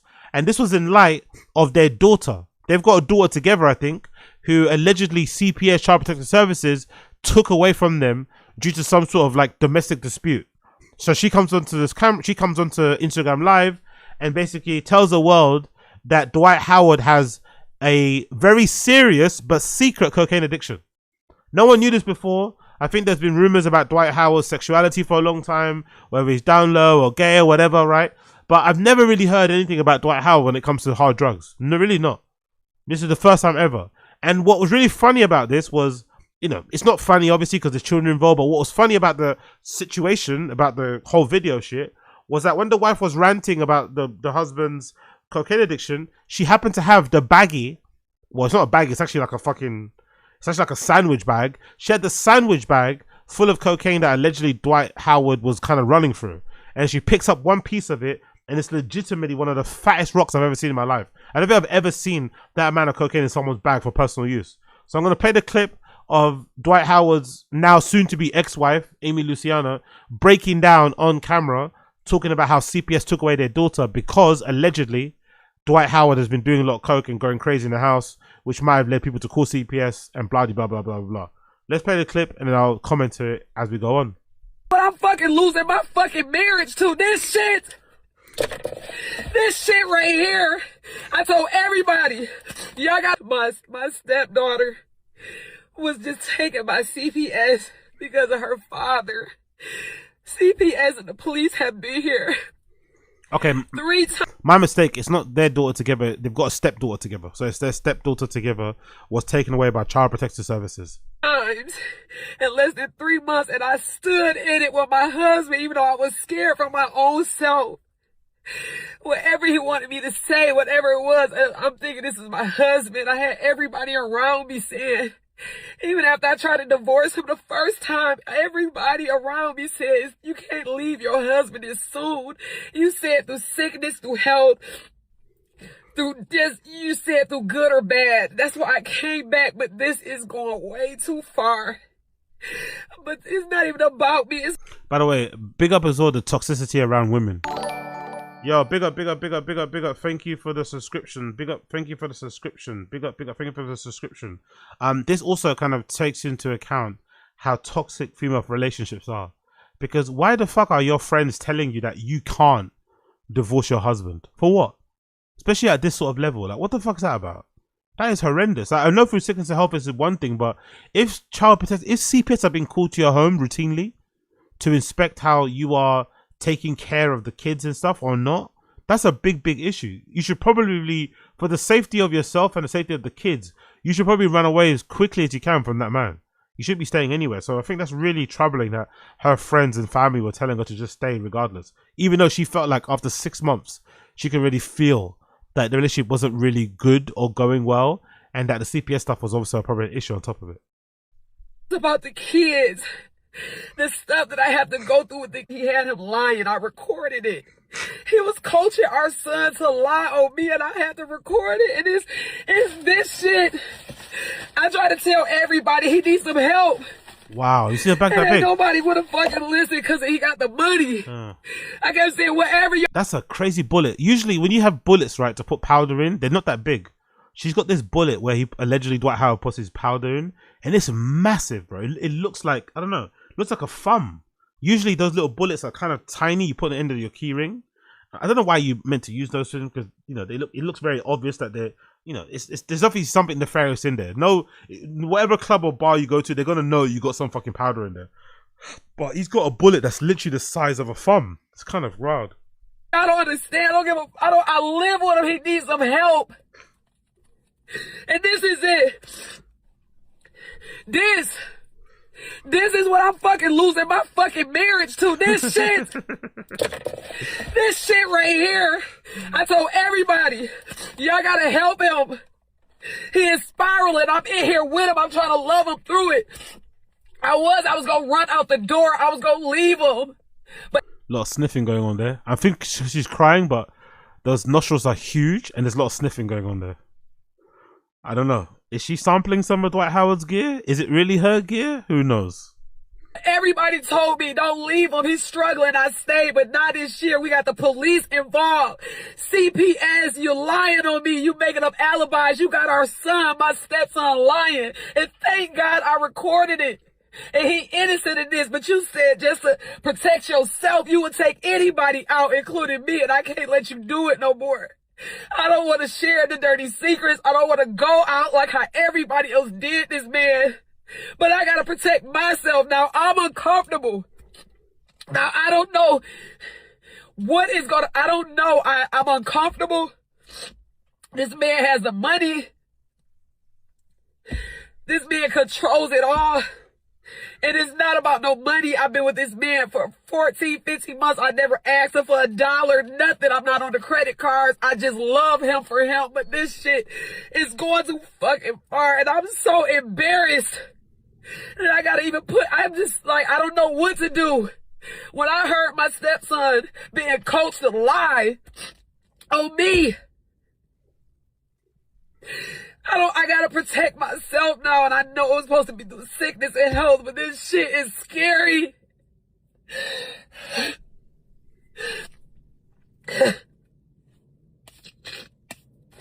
This. Look at that. This is why. Look at how much that is. I'm losing my fucking marriage. That is a massive rock. Because the money, y'all didn't want to help him. That is crazy. Now, I'm no expert of the powder, right? I'm no expert of the powder. I'm no expert of the adult vitamins. I'm no expert of the drogas. But if I just had to take an estimate, if I had to take a rough estimate from my eye, right? From the strength and the power of my eye, I think in combination with whatever's in that bag, because that's a big zip. That's like a sandwich bag. It's not like a regular baggies that you and I or adults have are usually, I don't know, the size of a fucking 10 pence piece, right? A 10p coin. A regular baggie might be the size of a 10p coin, maybe at most the size of a fucking £2 coin or 50p coin. But they're not that big. They're usually like, you know, whatever. That's a Ziploc bag that you put sandwiches into. That's a Ziploc bag that you put like medication into. That's like a bag, right? And I think if I took in the strength of my eye, based on the rock that she's holding in her hand and the powder I saw in the corner of the bag, there's probably at least minimum 500 grams. Minimum 500 grams in that bag. Now, I'm thinking to myself, yes, Dwight Howard's a former basketball player, probably got a bunch of money, a bunch of investments, can definitely afford to be a functioning addict for sure. Because I think cocaine is one of those drugs that I've always said, I don't think regular people can't really get addicted to cocaine. I don't think so. I don't probably think it's one of the drugs that you can't really get addicted to if you're a regular person. You have to make a lot of money to get addicted to it, because you can't really do the bad stuff a lot, because the bad stuff will fuck you up, and the good stuff you can't really get all the time because it costs a lot of money. So it's the kind of drug that it kind of prices out regular folks, which is why a lot of people on the street, crackheads, are usually, you know, smoking crack and stuff, not smoking coke, because it's kind of expensive. But it's a real problem if you got money. If you got money, it's a real fucking problem. Because if you got money, that means you probably have a lot of time. Your money making ability isn't locked to a certain location. You're not required to be in a certain place to make money. You can probably make money wherever you want to be. So you can definitely develop a really aggressive and crazy addiction to any drug if you've got money. It's probably far worse for somebody that has money, or someone that's really like everything in life. Like I said all the time, my common thing that I say all the time, there's probably more things in common between very poor people and very rich people. I think if you're very rich, your susceptibility to drug addiction is high. If you're very poor, your susceptibility to drug addiction is very high. Obviously, when you're poor, your circumstances are awful, so you want to kind of numb yourself to your circumstances, and you kind of head to drugs and drink to kind of numb you from it. And unfortunately, as most of you people would know in the stream chat, sometimes if you're going through a bad time, having a drink or two can sometimes help you in a moment. You're still going to wake up and still feel how you feel, but if you want to just soothe yourself, having drugs and drinking can sometimes help, unfortunately. And if you're rich and you're also maybe just bored and have nothing to do, and feeling a little bit directionless, and you want to maybe numb yourself from the society and just kind of let the kind of days blend into each other, drugs can also form a way to kind of get out of that situation. So it's hard for people on either end of the scale. very, very hard for people to scale. But that being said, I don't think I've ever heard of a situation where somebody like a Dwight Howard, very prominent person, very public person, I don't know how it's possible to have a coke addiction on this level where you've got 500 grams in your crib. Now, this is if he's using it. Maybe he's not. Maybe he's like a secret plug. Who knows? Because I said before in the past, like, one of the really dumb things that you do when you do drugs sometimes, like, especially when I was first buying stuff from like darknet markets, I'll sometimes buy stuff in bulk because I just wanted to like be the center of attention when I'll go to like a party on afters and always have stuff on me. And then I'll be quote unquote selling some of that stuff. Or most of the time I'll be giving it away because I'll be super high and not remember taking people's money. But I wonder, does he have all this stuff for himself, for personal use? Or is it for him to sell, quash, give away? If it's for personal use, it's impossible. If it's for personal use, it's impossible he has 500 grams just for personal use, and we have never known it. Because I don't, again, maybe because I'm not American, I don't pay attention to basketball and stuff, I don't really know much about basketball, but I swear the most thing I've heard about Dwight Howard is that he's a journeyman, and I've also heard that he might be down low. But I've never heard any rumors about him being a coke addict. Never heard of it. Never heard of it in my life. So how can you be a functioning addict at that level where you've got 500 grams full of powder in your back pocket at any time, but nobody knows? That's kind of crazy, isn't it? How is that possible? 500, you're going through 500 grams and nobody knows. So I'm wondering, like, whose is it really? Is it hers? Is it his? Is he trying to sell it? Was he doing that thing that we've all said in the past, right, to our parents? Oh no, it's not mine. It's my friend's. He just said I should leave it here, right? Is he holding it for his friend? Like, what the fuck? Like, because that is legit. That legitimately, from my eye, again, you know, I've not got the best eye in the world when it comes to this sort of stuff, but I think I've got a fairly decent eye to kind of be able to judge. I would say that is probably at least 500 grams. That at least in total is about 500 grams. Definitely at least 500. If I look at that bag there, that at least is 500 right there. That bag, I'm definitely looking at a 5. Crazy, isn't it? How you can have a coke addiction to that level and nobody knows. That's probably more dangerous though, to be at that level, because sometimes when people know, they can maybe intervene and step in and tell you to chill out. If you're just doing 500 grams worth of gear and nobody finds out, you can get yourself, you're not going to get yourself in trouble. No one's going to find out. You're just going to continue destroying your life little by little. Death by a million cuts, not even 1,000 cuts, a million cuts. Pretty fucking crazy, right? Big up Chris Mack. I arrived right now because as of yesterday, I have been sober for 6 years. Big up Chris Mack. I went to detox 2 days before COVID starts. Emergency with big up Chris Mack. Amazing to hear. I say all the time here. I'm always talking about the time I go away and out and stuff, but I always say, and I've made this very, very clear, that I think in general, most of us should try our very best to abstain from everything. It's not necessary. It really isn't. Like, it really isn't. Even a drink, it's not that necessary. It doesn't really do much outside of that first high or that first, like, nothing can ever replicate. Look at Bert Kreischer. He always says it. Nothing can ever replicate the first feeling that you ever get from drinking alcohol, from having a bit of a buzz from some beer or a bit of wine or a cocktail. You can never replicate that feeling.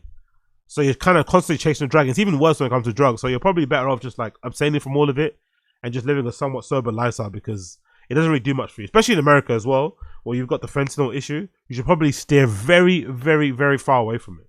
But again, what do I know? But his logic is that it's pure AZ. You're forgetting about the Lamar Odom kind. Yeah, of course. No, I'm not forgetting about Lamar Odom. What do you mean I'm forgetting? I'm not forgetting about Lamar. Lamar Odom's a legend. I'm not forgetting about that. I know that story. I know that story for sure. But yeah, that's 500 grams in my opinion, right? So the update is as follows. Here's the update. Here's the update on the story. Here's the update on the story. One update on the story is that Dwight Howard's ex, who is, I think, the mother of the children that got taken away, I think so if I'm not mistaken, she came out, her name is Royce Reed, and she came out and said she has no sympathy for the lady because she was crying on camera and being all fucking upset and stuff, the end of the clip I played, and everyone's like, hey, why don't you like give her some support? Because she's also in this position that you were in the past. And she said, no, fuck that woman. Because when I was going through what I was going through, she didn't give me no support. You know what I mean? She kind of mocked me, which I kind of understand. Because when you're going through it with somebody, and then the second the other woman comes along, they always think they can fix things. They always think they'll be the exception. And obviously, time proves that they're not the exception. So let's listen to Royce Reed, the mother of Dwight Howard's son, react to his new wife and what she's going through now. Until you do right by me,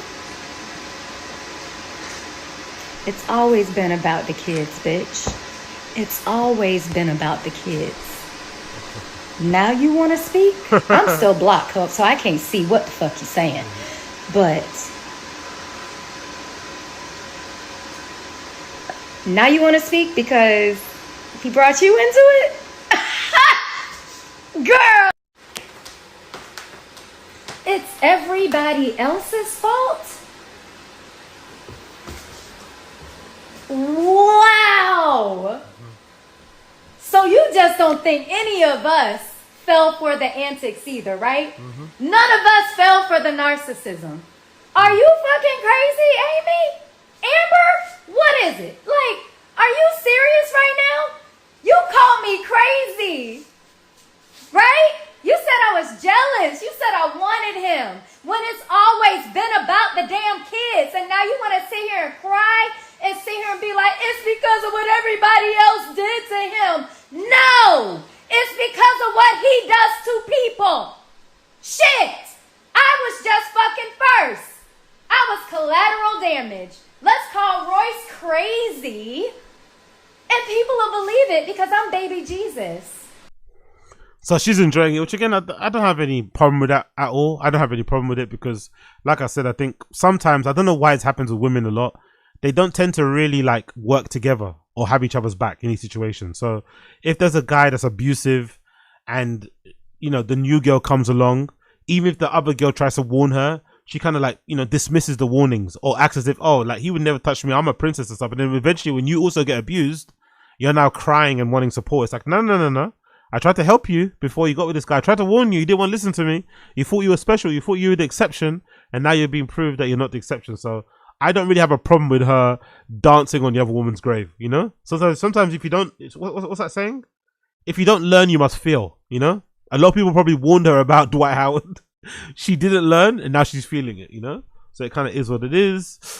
She said, who's laughing? This is sad as fuck. These kids never should have been in his custody. She knew that. Look at the past. She allowed it. She condemned it. She participated in it. Crying now because she caught him lying on her is selfish as F. If it was about the kids, she should have opened her damn mouth a long time ago instead of leaving them for weeks to fend for themselves while you went on trips overseas. Crazy. Y'all can kiss my ass with that. You shouldn't gloat. Why are y'all laughing at someone's downfall? You should have been quiet. Bullshit. No one is laughing. This is about the children. Y'all sounding like Trumpies with the Epstein files. Tell me, please, when it's the right time to scream, I told you so, when the children are in danger. Get the fuck out of here. This girl, the last girl, the one before that called me crazy. This girl, the last girl, the one before that called me a liar. This girl, the last girl, the one before that called me bitter. This girl, the last girl, the one before that laughed at my downfall and threw their dreams in my face as mine turned into nightmares. Now I'm expected to be the bigger person? I'm 5'2". Nah, I'm reclaiming my time. I love American people when they write. It always sounds the way they speak. I love it. I love when American black people write. It always sounds like the way they speak, innit? Nah, I'm expected to be the bigger person. Bitch, I'm 5'2". Nah, I'm reclaiming my time. Like, what? Anyway, so she's really enjoying this, right? That lady's really enjoying this. But the really interesting debate, the really interesting side of this is this. So while this is all going on, Dwight Howard turned up at the Lakers and Knicks game, acting like nothing ever happened, getting on the jumbo screen, waving at all the fans. His wife just came on camera. His wife just came on the internet talking about he's allegedly doing 500 grams of fucking coke every other day or some shit. Next day, he's just at the game with his fucking championship ring on, acting like nothing happened. What a fucking legend. What a fucking legend. Dwight Howard. He just turned up like, look at him. Like nothing's going on. This is toxic. That's toxic. That's a real toxic male. If people talk about toxic masculinity, that is a toxic male right there. That is a toxic male. And he looks good too, by the way. He doesn't look like he doesn't look hungover. He looks good. Skin looks clear. Braids look like they're well kept. shaved. He looks good. He doesn't look fucked up at all. Doesn't have bags under his eyes. He's not wearing shades. He looks like he look like he got 8 hours of sleep, if not 10 hours. 10 hours of sleep. He put his fucking face in a bowl of cold ice. Like, he looks very refreshed and hydrated. And on top of that,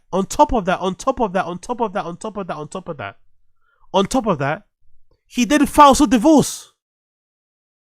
Are you hearing the progress? His wife comes out of the blue and says, "Oh my God," crying on Instagram Live, "They're just taking away our stepdaughter because my husband, he's acting up. They keep calling CPS. CPS have taken our stepdaughter away." And she pulls out the baggie full of cocaine. "It's because of this coke. It's fucked him up. I keep telling you people to help him, but you don't help." She's crying, distraught. So she's blown this whole case up. And then a couple days later, he's the one filing for divorce from her. What the hell's going? I don't know what to believe. This is so interesting. This fucking story. Dwight Howard files for divorce after wife's shocking allegation. So he's offended. He actually got offended that she accused him of being a cokehead. She's like, "How dare you? I've never sniffed a day in my life. How dare you, woman?" So he's now divorcing her. Former NBA star Dwight Howard filed for divorce from his wife Amber Howard hours after she made a bombshell accusations against him online. According to the court documents obtained by TMZ, Dwight Howard filed for divorce on Monday morning. He listed the date of marriage as January 11th, 2025, but said that they had been not separated and with hope of they had not separated with no hope of reconciliation. Wow. Dwight said the marriage was irretrievably broken. He noted that he had no children. Or they had no children. The NBA star demanded exclusive use of his Georgia mansion. Of course, get her out, then you can do all the gear by yourself. The divorce filing, comes after days. Amber, who is more widely known as Amy Luciana, made shocking claims against Dwight Howard in an Instagram video. By the way, why is her name Amber Howard, but then her other name is Amy Luciana? What the fuck is that all about?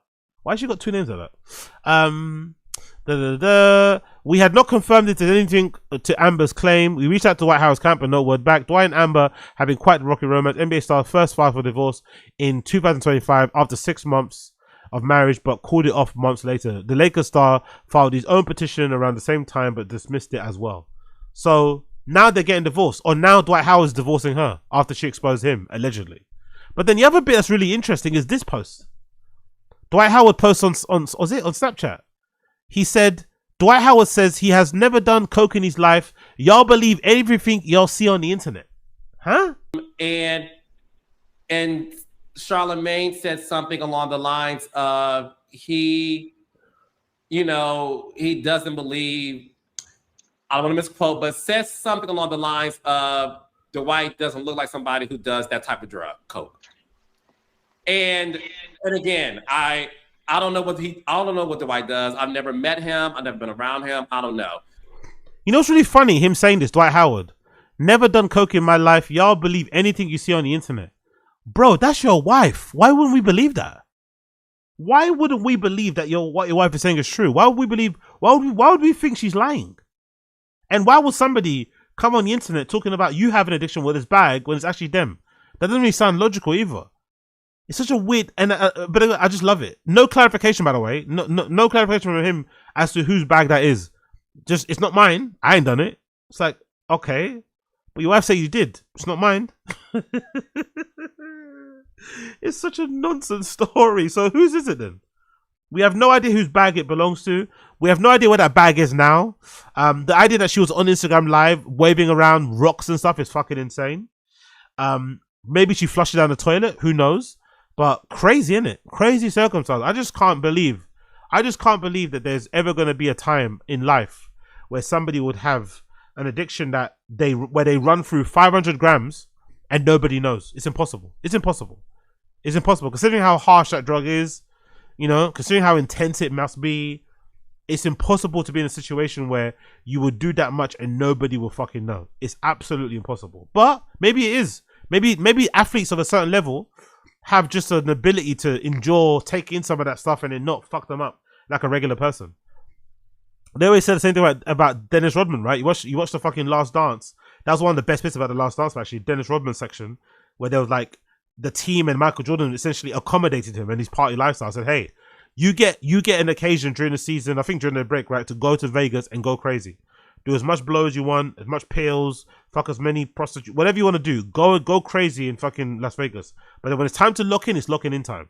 I appreciated that kind of way of dealing with a player who maybe had a bit of a crazy lifestyle, but they were a beast on the court. But you needed to kind of manage the situation. You had to kind of allow them to be a human being. That would also then bring out the best in them when they came to the court, because they'd feel like they were respected. They feel like they had a role to play. They'd feel some level of responsibility. I think they managed that perfectly, by the way, Denzel. They managed that perfectly with him. Like, if you want to go crazy, you can. But when it's time to play, it's time to play. And he did it, you know? He did it fucking amazing. So that was really a great, interesting part of it. But people also spoke about his tolerance level, you know? Like, you don't really hear of athletes having low tolerance levels, you know? Think about it in general. Maybe artists is different, but you don't really hear of rappers, or sorry, athletes having, like, that famous story of that, who's that kid? You guys remember? Who's that American? I think people in Stream Chat know what I'm talking about. Was he a baseball player who died? Was it baseball or basketball? There was a famous basketball player, young player, who passed away from doing too much drugs. I think cocaine specifically. And I think they said before he passed away, he had a proper addiction. He was getting through a load. And I think one time he did it and his heart gave out or something like that. So I think maybe athletes just have a higher tolerance level for drugs, you know? Which also might explain why they do so many PEDs. You know? Maybe it might explain it, but I don't know what it is about athletes. Maybe it's their cardiovascular endurance or something, but they have an ability to kind of endure way more drugs than alcohol, for sure. For sure.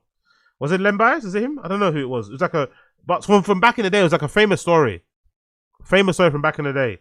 I think was it New York or something like that? I think maybe they wore like a green jerseys. Maybe it was Len Bias. I'm not too sure. Big up Mac Triple. But either way, you know, God bless them too, Dwight Howard and his wife. Hopefully they figure it out. Talking about legendary druggy athletes, we have to talk about Lamar Odom. This Lamar Odom clip is fucking fascinating. Courtesy of NBA Central. This is from the show Vince and T-Mac. It says, the title says, I love drugs. You're talking to a real addict. Summertime, I did drugs. I ain't gonna front. I had some great cocaine summers. Let's look at this guy. But you know what? You know what's really funny with Lamar Odom? That's what I said. The Dwight Howard thing doesn't really make sense, because I kind of believe him, because he doesn't look like one.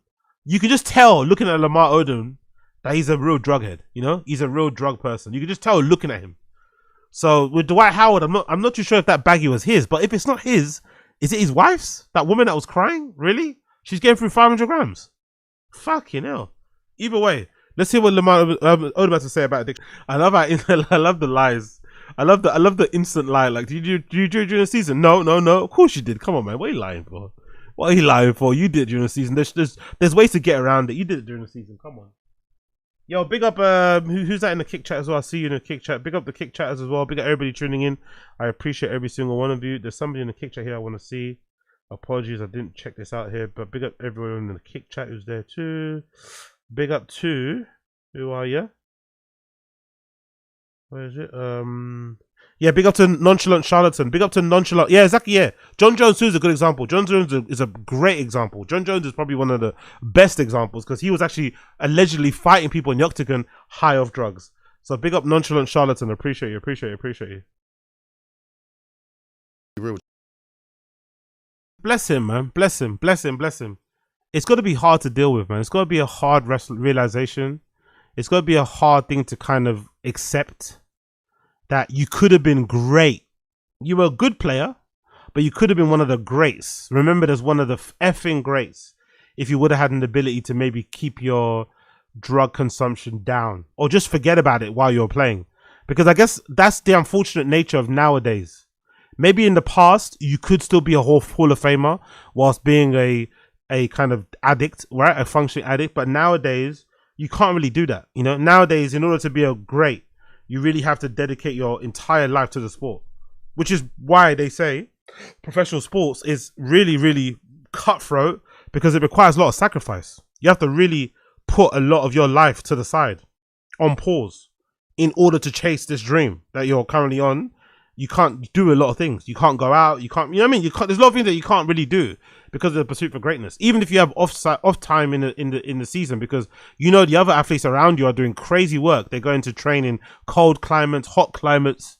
Do you know what I mean? They're doing all sorts of fucking things to give them a competitive edge when the season restarts again. So all the time that he took off going crazy kind of cost him, but he kind of coasted by it because of his talent, you know? But he didn't really he reached the heady heights his talent could have taken him because the drugs was kind of holding him back.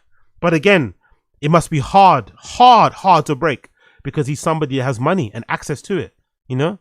When you got money, it makes things so much harder. Because you've got so much free time outside of what you do. You've got so much free time. You've got so much access, resources to buy the stuff that you want to buy. You can really go fucking crazy and really kind of go off the reservation. So it's actually a miracle, given how much stuff that he was consuming, that Lamar Odom is still here with us anyway. It's still a fucking miracle that he was still around us anyway. So big up fucking Lamar Odom, man. Big up Lamar Odom. Big up Black American in Stream Chat. Big up Black American. Yes, there's no way you're comfortable waving around a 15 gal. Exactly. That's what it looks like. Exactly. It's a freezer bag. Exactly. A 15-gallon freezer bag of vitamins and handing a ball unless you partake. I know she is emotional, but the headshot. Yeah, for sure. Like, it doesn't, I don't know. Part of her emotional breakdown seemed legit. But also the way that she was handling it, if you really are disgusted by it, she would have just dashed that in the floor. She would have just thrown it out the window or something. You know what I mean? Because like, if it's pissing you that much, you would have just been, you know what I mean? It doesn't hold a value. It's not as sacred as what the person is taking it feels like it is. So for sure, I definitely agree with you in that regard. I think she definitely samples herself. But either way, we won't ever know. We won't ever know because, you know, we won't ever find out the truth because no one's really talking. She hasn't come out to clear up what she said. He hasn't really verified whose it actually was. So I don't think we will ever really find out whose that was. We won't ever find out.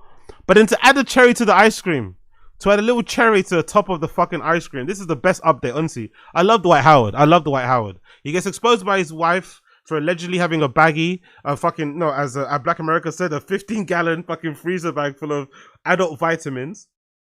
He doesn't say anything about it. He appears at the fucking Lakers game with his championship ring on, acting like nothing's happened.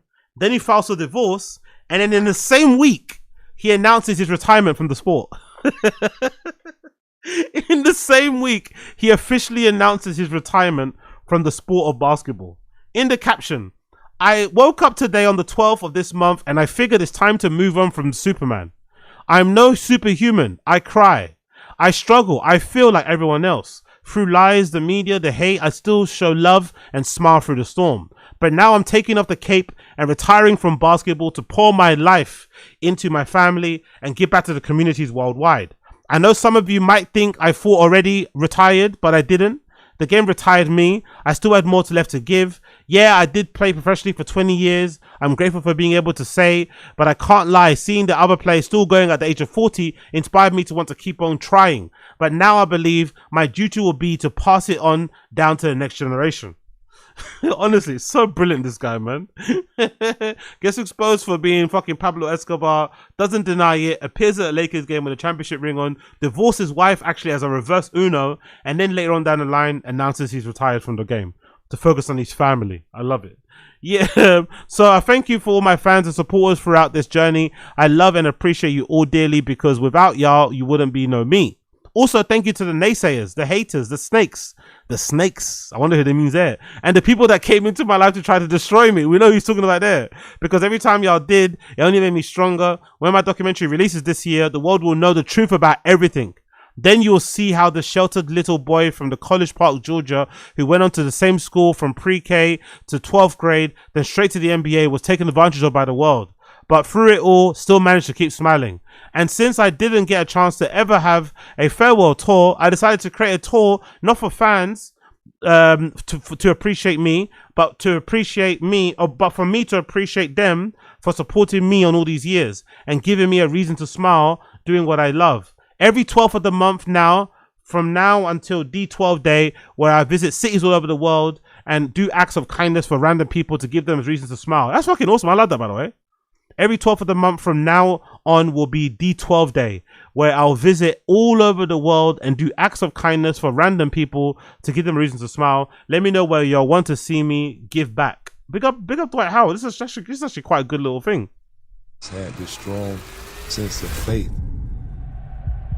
When I was 10 years old, I told my dad I was going to the NBA.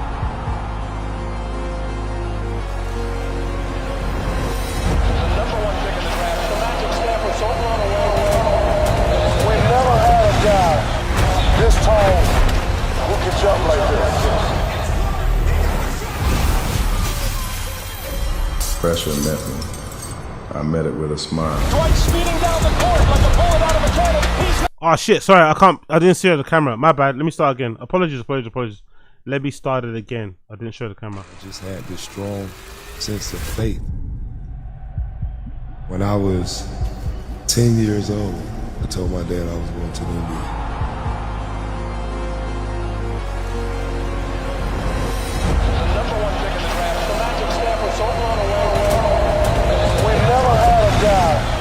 This tall, who can jump like this?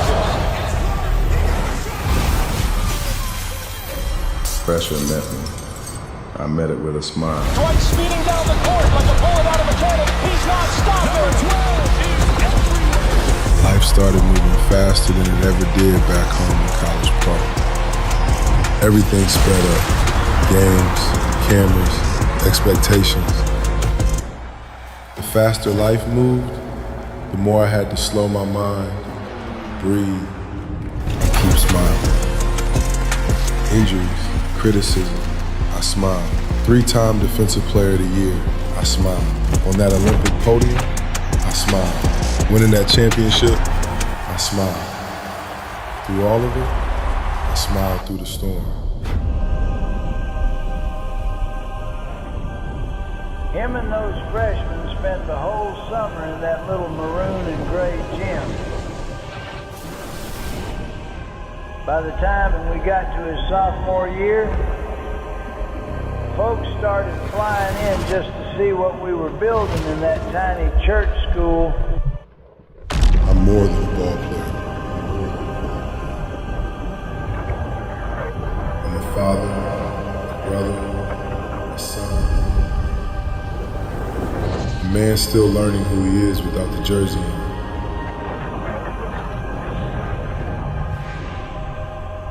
Standing here at 40 years old, I can look that 10-year-old in the eyes and say, we didn't waste the gift.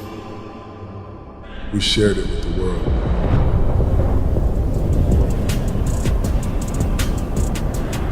The real honor is everywhere this game took me, and everyone it allowed me to inspire. Philippians 4:13 says, I can do all things through Christ who strengthens me. From College Park to the Hall of Fame stage, I'm still that kid who put his mind to a dream, held on to his faith, and smiled through every storm. Big up Dwight Howard, man. Big up Blood Clot Dwight Howard. Big up Blood Clot Dwight Howard. Happy retirement to Dwight Howard. Absolute psycho of a man, though. Absolute psycho of a man. But I love the reverse Uno card put on his wife there. The reverse Uno card on his wife was fucking chef's kiss. That reverse Uno on his wife was chef's kiss. Big up Dwight Howard. Big up Blood Clot Dwight Howard. Moving on. On the subject of the women. On the subject of the women's. This is a pretty crazy story, courtesy of TMZ. Rebel Wilson's PR team caught on audio plotting against producer. She's the new Heidi Fleece. They were plotting against a producer. Plotting against a producer with fake allegations. Pretty fucking crazy, this story. Courtesy of TMZ. A public relations team working for Rebel Wilson allegedly plotted to take down a Hollywood producer by accusing her of sex trafficking, and they might have been caught on audio doing it. A new recording allegedly captures Jed Wallace, the head of the crisis public relations firm, telling publicist Melissa Nathan to claim that Amanda Ghost, a co-producer on Rebel Films' The Deb, worked as a madame procuring young girls for sex with rich men. Fucking crazy world. Oh, also, talked about Rebel. Like, here's the deal with Rebel, and I think you, me, and Brian, and maybe Katie, since she'll write this thing. What we have to do is the biggest piece here is that we have to connect Amanda Ghost with Vlotnik. And I was just like, so basically what we need to do is we need to create a path where we expose Amanda Ghost as like the new Heidi Fleiss. Like she masquerades as the reason why she sucks so bad at music is because she's actually getting hookers for Vlotnik, right? And that's what she does. She's an absolute madam, and that's why she's so lethal, blah, blah, blah. But he's right. Like, we can't just do like, oh, she's a bitch, she sucks. It's like, it's gotta be really, really heavy and connected to something that heavy. So we'll talk about that tomorrow. Isn't that crazy if true? Isn't that crazy if true? That also kind of tells you that whole Believe All Women movement was so toxic, man. It was so bad. I get why it was a thing, because there was a period in time where a lot of women's accounts, especially women in the entertainment industry, was doubted if they went through some sort of sexual abuse, sexual harassment, manipulation, whatever else it may be, or they're the victim of sex trafficking. There was a lot of people that would usually kind of like, turn their noses up on it or just immediately dismiss it, right, as a fake story. But when it turned into a bit of a chant, like a command, no, you have to believe all women, it really was, I thought, like insulting to everyone's intelligence, because it's like, you don't believe anybody just on what they say. You believe it mostly if what they say is backed up with some level of evidence. Just going out categorically saying believe every single claim that a woman puts out there is just ridiculous, because essentially you will empower, unfortunately, bad faith actors who will come in and take advantage of that for their own gain. And no one can deny that although Me Too was very important to take down some of these monsters in Hollywood and shit, there was definitely some people who definitely benefited from Me Too because they were clever enough to accuse certain people and allow that accusation to allow them to propel themselves forward in the industry, or for them to take out somebody to insert themselves in. That was definitely something that was very common in that around time.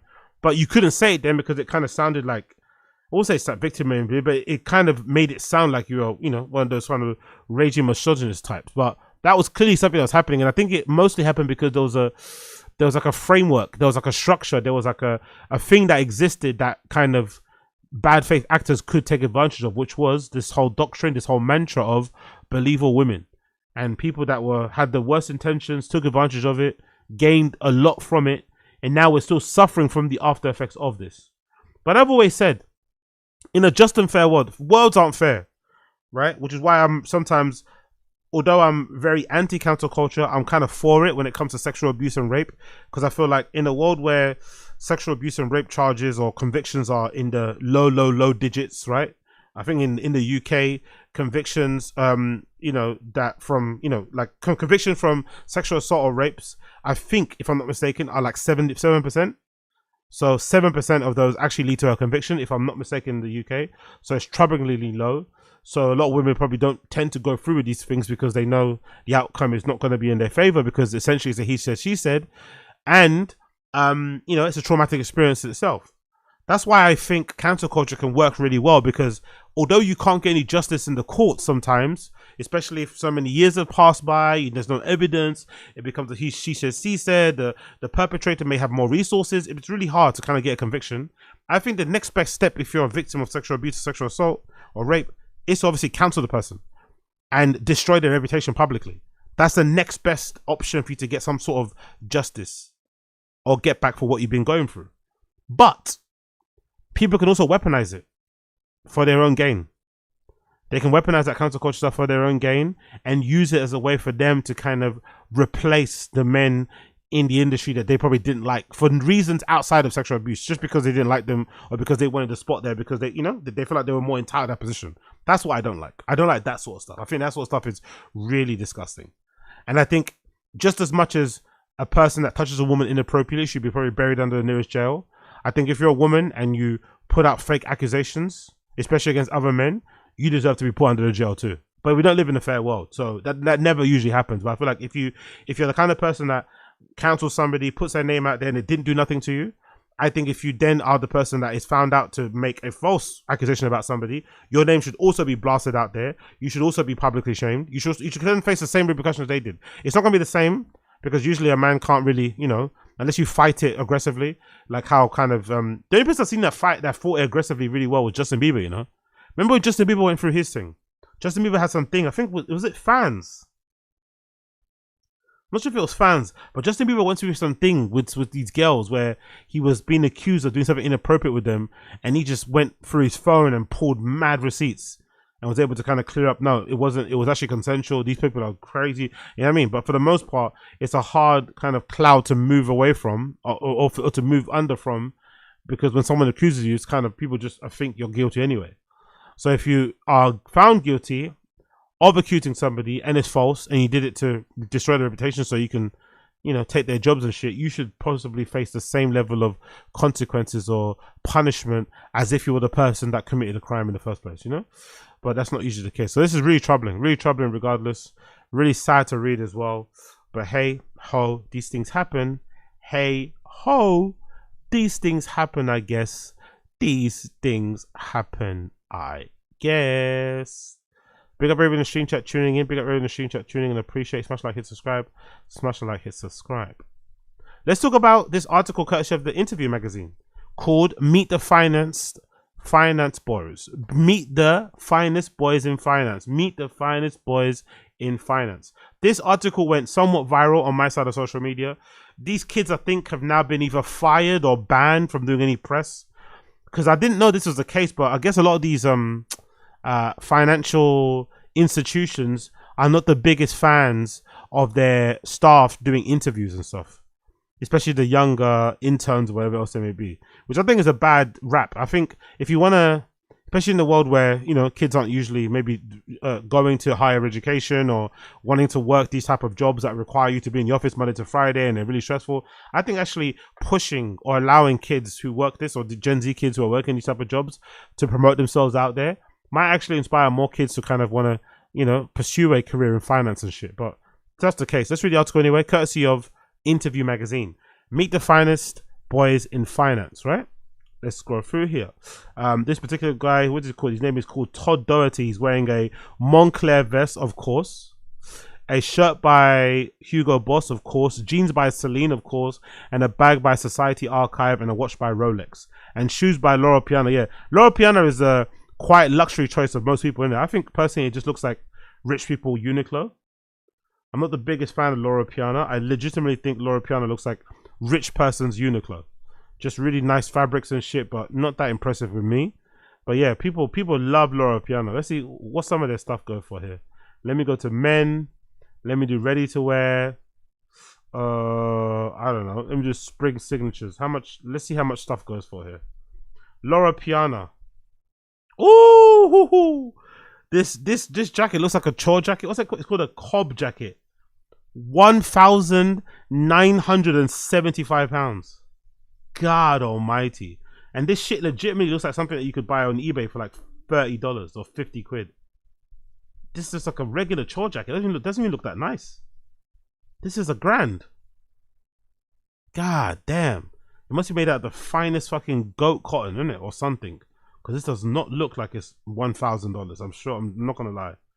1,000 for that is fucking crazy. But yeah, big up Loro Piana and big up the finance bros. It says every generation is fascinated and maybe a little bit suspicious of the new kids of the street. What motivates these baby-faced New Yorkers besides their bank accounts? We don't have the answers, but a few hard workers we cast in the LinkedIn might. For our March issue, 4 of the finest guys in finance tell us how they stay after it. Tom Doherty, 25. Associate Vice President. At 25, Associate Vice President. Fucking hell. How much money are you making at that age? This probably. I wonder if should I go into finance? I don't think I wouldn't survive. I don't think I have the brain to be a finance person. I'm not gonna lie. I don't think I have the brain to be a finance person. I think I'm definitely more of a creative in that respect. But that would have been a nice career, isn't it, right? 25 and you already got a Rolex and shit. God damn. What do you do? I work in foreign exchange and sales and trading. How many hours a week do you work? 50 to 55. God damn. They earn their money, innit? These guys earn their money. This kid has got a shirt, sunglasses, and tie by Saint Laurent. and a watch by fucking Uniqlo. Love it, love it, love it, love it, love it. Where do you live? Tribeca, of course. Tribeca is probably the place where the properties are most expensive. What's the most you spent on something stupid? A few thousand on a work desk for my apartment. I've never worked from home before. Amazing, amazing, amazing, amazing, amazing, amazing. Wow. What's your financial advice? Know your risk tolerance. Have a well-diversified portfolio. Some people say the opposite, though, isn't it? It's so weird how the finance thing works. Some people say the opposite. Some people say you should have a portfolio that's very focused on the things that you actually know about, not diverse at all. So I wonder where that goes there. It continues here. Where do you eat? I eat at Benvenuto Cafe in Tribeca. What's that look like? What does Benvenuto? No, is that Benvenuto Cafe in Tribeca? I want to see what this looks like. I want to see what the prices are at this cafe, because this will be a good indication on, you know. And these are the type of people that never cook lunch as well. They always order out. I like those kind of kids. They never cook their own lunch. They always order out. So this place is called Benvenuto Cafe. Let's see. It says the prices vary from $10 to $20. It does look like that much, actually. Let's actually check how much it is here. What does it say here? Let's see. Let's go through the photos. What's the food look like? What does the food look like here? Oh, this looks fucking yummy, innit? They make meatball sandwiches. They look like they do salads and stuff. Nice chicken Caesar looks there. The subs look fucking brilliant. Yeah, I don't mind this at all. That sub looks fucking. Oh no, that's a wrap, innit? There's a nice sort of wrap there. I'm already getting hungry looking at this stuff. This looks fucking yummy. There's some. I don't know what that is. What the fuck is that? Is that meatloaf? I don't know what that is there. Some good pasta as well. This is like a regular place that you go to in Tribeca, yeah? Just for the vibes. Just for the vibes in Tribeca. Just for the vibes, hanging out. You can't go wrong there. Some pancakes. Some more wraps. It looks pretty delicious.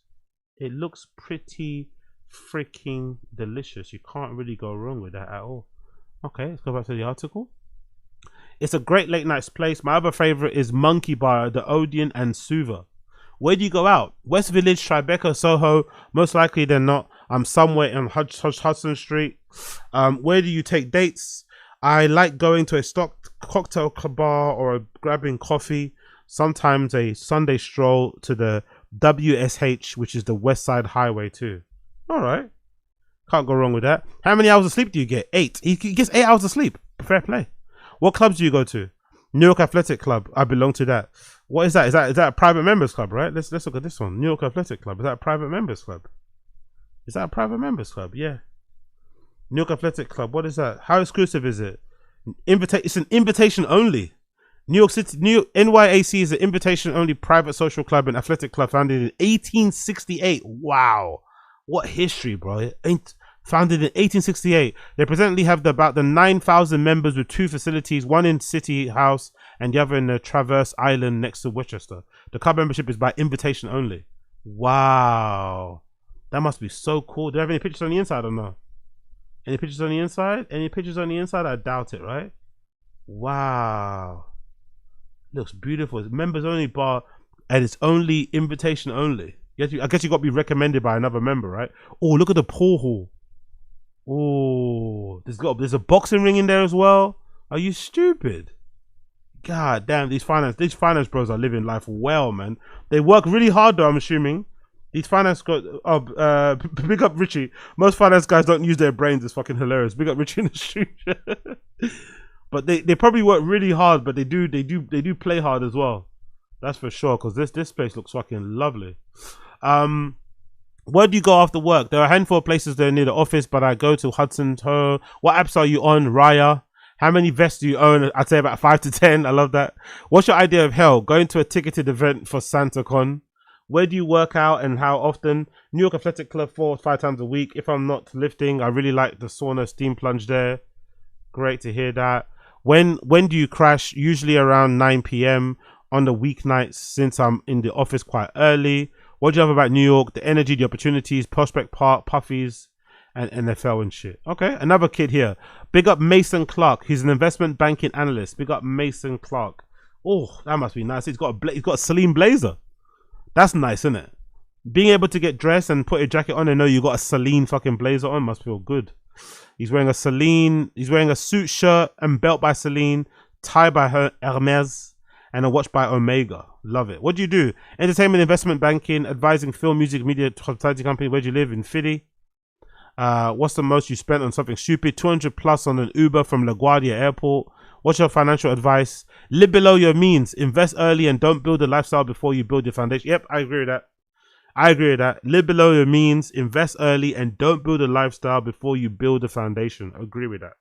Basically, have your, yeah, that it's self-explanatory. Where do you eat? I prefer to eat at home, cooked meals, but enjoy trying new Italian and sushi restaurants around the city. Where do you go out? Soho. Where do you take dates? My girlfriend and I have recently gone to La Tête d'Or, Missy, or Sake no Hana. How many hours of sleep do you get? 5 to 6. That's more like me. Have you ever cried at work? No. Love it. Big up him. How do you handle stress? Working out and listening to music. What apps do you use? Whoop. Love to see it. Another kid here. Black kid. Big up the black kid. Love to see this. Big up Damari Johnson, 23. Financial services, data, tech, and AI analyst. Big up Damari Johnson.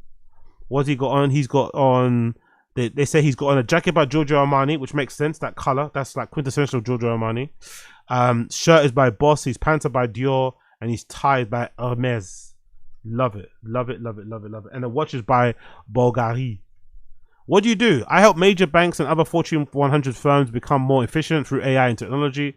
How many hours of work do you week? On a good week, 55. On a bad week, Lord knows. Where do you live? Lower East Side, but I'm from Oak Cliff, Dallas. Yeah, big up the Lower East Side. I like the LES. When I went last to the New York, that was my favorite place to go to. That was also where the energy was. That was where the original fucking New York thing store was, the rec center, all that shit. I love it. I love the Lower East Side. What's the most you spent on something stupid? I bought a painting for $1,400 that's simply a bunch of lines. What's your financial advice? Own it when you need it. Rent it when you want it. Own it when you need it. Rent it when you want it. Huh. Interesting advice, that. Own it when you need it. Rent it when you need it. Okay. Interesting. What's your take on crypto? I see crypto as how I see AI. Everyone wants it, but nobody knows what to maximize it. Where do you eat? He eats at Carver, Chipotle. Where do you take dates? He takes them to Tao. How many hours of sleep do you get? He says 6 or 7. Love to see it. Love to see it. Have you ever cried at work? I forced myself not to, but early on, I used to take feedback personally instead of constructively. Yeah, I can only imagine. What clubs do you go to? I'm in the PwC Run Club and participate in a corporate basketball league outside of work. I'm a Noop, a Spring 22 initiate in the Kappa Alpha Psi fraternity. What drink old fashioned? My go-to, but Guinness if I'm with my co-workers. What's your idea of having an art gallery atop of a shelf? The last kid is Clay Nelson, 25, global banking and markets associate. He looks incredible. I like the suit. This pinstripe suit is fucking beautiful. Who's that from? That suit is about Tom Ford. Okay. The suit and shirt is by Tom Ford. The glasses is by a brand called Mikita, and the tie is by Hermes. A lot of Hermes ties, isn't it? But that suit is beautiful, isn't it? That suit is really nice. I guess that's Tom Ford by Hyder Ackerman, I'm assuming. That is lovely. It says here, what do you do? Equities and sales and trading, specifically equity and swaps. How many hours a week do you work? 55. What's the most you spent on something stupid? 3K on a Moncler jacket I definitely didn't need. What's the best financial advice? Start investing early, even if it's simple as buying the S&P 500. It's important to get your money in the market. What's your take on crypto? Not allowed to trade it, but the crypto market is a bit of too volatile for my liking. Okay. A lot of actual finance guys are not into crypto, innit? I really find that interesting. Why is that the case? A lot of like proper finance guys don't really fuck with crypto. Not at all. Like they don't really fuck with it at all. Not even having some coins in a couple of pounds in ETH and shit. They don't fuck with it one bit. They don't fuck with it one bit whatsoever. I wonder why it is. Finance guys don't fuck with crypto one bit. How do you handle stress? Running, lifting, playing piano. What apps do you use? I just use just Hinge. What apps do you use? Just Hinge. What's your most expensive mistake? Started investing in stock market in 2020, right before COVID hit. How many vests do you own? Only 4. What's your idea of heaven? A continuous DJ said everybody dancing in heaven at the time of their lives. What's your idea of hell? Double floor at Barry's. So yeah, big up these kids, man. Big up these kids. But unfortunately, this didn't go that well, according to this update article courtesy of the Wall Street Journal. The ultimate financial crime for finance bros: dressing better than the boss. The glossy fashion spread of 4 junior Wall Street attorneys has set New York banking world afloat, and not just because of the headline, "Meet the finest boys in finance." The memes began almost as soon as the Interview magazine piece hit the internet. They look like kids dressed up in their father's suit, wrote an Instagram poster about the fresh face finance bros decked in Laura Piana suits, Hermes ties, and Bulgari watches. But the fashion crime that was really got under fashion Wall Street skin, even though it was all just dress up for the photo shoot, the young professionals were breaking the unwritten rule of finance fashion. Never dress above your station and certainly never be better than a boss. Oh, is that a thing? I didn't know that. Is that an actual thing in finance? You're not meant to dress better than your boss. So if you're an intern or whatever, an associate, you're not meant to have like a nice suit. You're not meant to you're meant to like just wear something that's off the rack. You're not meant to have like a tailored bespoke outfit on or anything. Interesting. Little wee VPs are not allowed to flex. So even if it's an off the rack if it's an off the rack shelf that you, so if it's an off the rack suit that you then get tailored, is that still seen as flexing? Like you could just buy like a regular suit from TK Maxx and just get it tailored. That's not flexing, right? Surely. You can't wear luxury items until you get a promotion, which I guess is a good rule because it keeps you on your feet, it keeps you humble, keeps you focused on the work. Unwritten rules for the associates and analysts. Among them, shirts are blue or white, no Ferragamo ties, no Gucci loafers with suits, and no French cuffs. Just as a French, oh wow, I didn't know that. So if you do see somebody in Gucci loafers and French cuffs and Ferragamo suits, you should know that they're more than an associate. Just as Wall Street culture adheres to a strict hierarchy, so does the unspoken dress code, says Jessica Cadamus, fashion stylist and founder of Wardrobe Whisperer, who works with Wall Street professionals and other high-profile clients. Conspicuous displays of wealth are generally frowned upon, most especially when worn by junior folks. When you're an analyst or an associate, you want to look clean, sharp, polished, but conspicuous branding should be avoided. Women have very little leeway, but some similar rules apply. It's probably best to wait until you're at least a VP to do Chanel, YSL or Hermes. Abiding by the sartorial pecking order has become more complicated by the financial industry's dress codes has gotten even more casual since the pandemic. Long gone are the days when Michael Douglas Gordo geckos in the Wall Street epitomized the 1980s swagger with a contrast collared shirt and silk printed ties. These days, even Goldman Sachs CEO David Solomon wears the Midtown uniform of a button-down shirt and a fleece vest. If everyone's not wearing a tie at your place, you're going to come in and wear a tie and a suit. That's already pretty provocative. That's true. That's a good point. If you work for a financial institution where everyone's wearing a fleece and you come through in a full suit, people are going to get wound up by you. Says the retired custom tailor Alan Flusser. The models in the interview spread were cast from LinkedIn, the story said. 2 of them work at Goldman Sachs, where some bankers were scratching their heads on Fridays. No one dresses like that at Goldman's, one employer says. If you're in their private wealth or have client meetings, you wear a suit. But most of the time, you're not wearing a suit. The tradition of Goldman, of not flashy, is still very much in vogue. Okay, I didn't know that. I see guys worth hundreds of millions of dollars wearing a basic blue suit, said the person. It could be Dior, it could be Brooks Brothers, but I have no idea. A spokesperson for Goldman Sachs said its media relations team didn't approve the interviews. Oh, hope those kids didn't get fired, man. One of the photographs said he showed up to the photo shoot at New York Steakhouse Delmonico's on January and was handed multiple outfits. With the aid of a stylist, he donned a Prada sweatsuit for one shoot and a pair of Dior pants. To say we're entry-level associates, but also putting on $1 million $1,000 watches is very satirical, so I can see how it was added flames to the fire. The latter outfit appeared in the release photos, but the Prada suit didn't, which disappointed Johnson. I didn't know if they'll ever drop those pictures because how much backlash has gotten, said Johnson, who in the magazine identified as a financial services data and tech at the PricewaterhouseCoopers. When asked if he was allowed to keep the clothes, Johnson said, I wish. You would know, trust. I would post about it every day. Interview magazine did not respond for a request of comment. PwC declined to comment. Typical investment banking or other roles in Wall Street, the people who make the most money in the firm are known to flaunt their wealth the least, sporting Apple or Casio watches in lieu of Rolex. I didn't know that was a thing. I didn't know it was so frowned upon in the finance. That's really impressive about Twitter. I'm not gonna lie. I actually like that. I had no idea there was such a culture of like modesty in dress code. I always assumed they were flashy. I never knew that there was this thing of like, nah, you're not. If you wear blue suits, if everyone's wearing suits, you wear a suit. If everyone's wearing fleeces, you wear fleeces. No crazy watches and shit. I didn't know that was a thing. But I guess it's a form of it's like probably being in San Fran, innit? A lot of people in San Fran walking around barefooted are probably going to be multi-billionaires who fucking invested in fucking Uber early.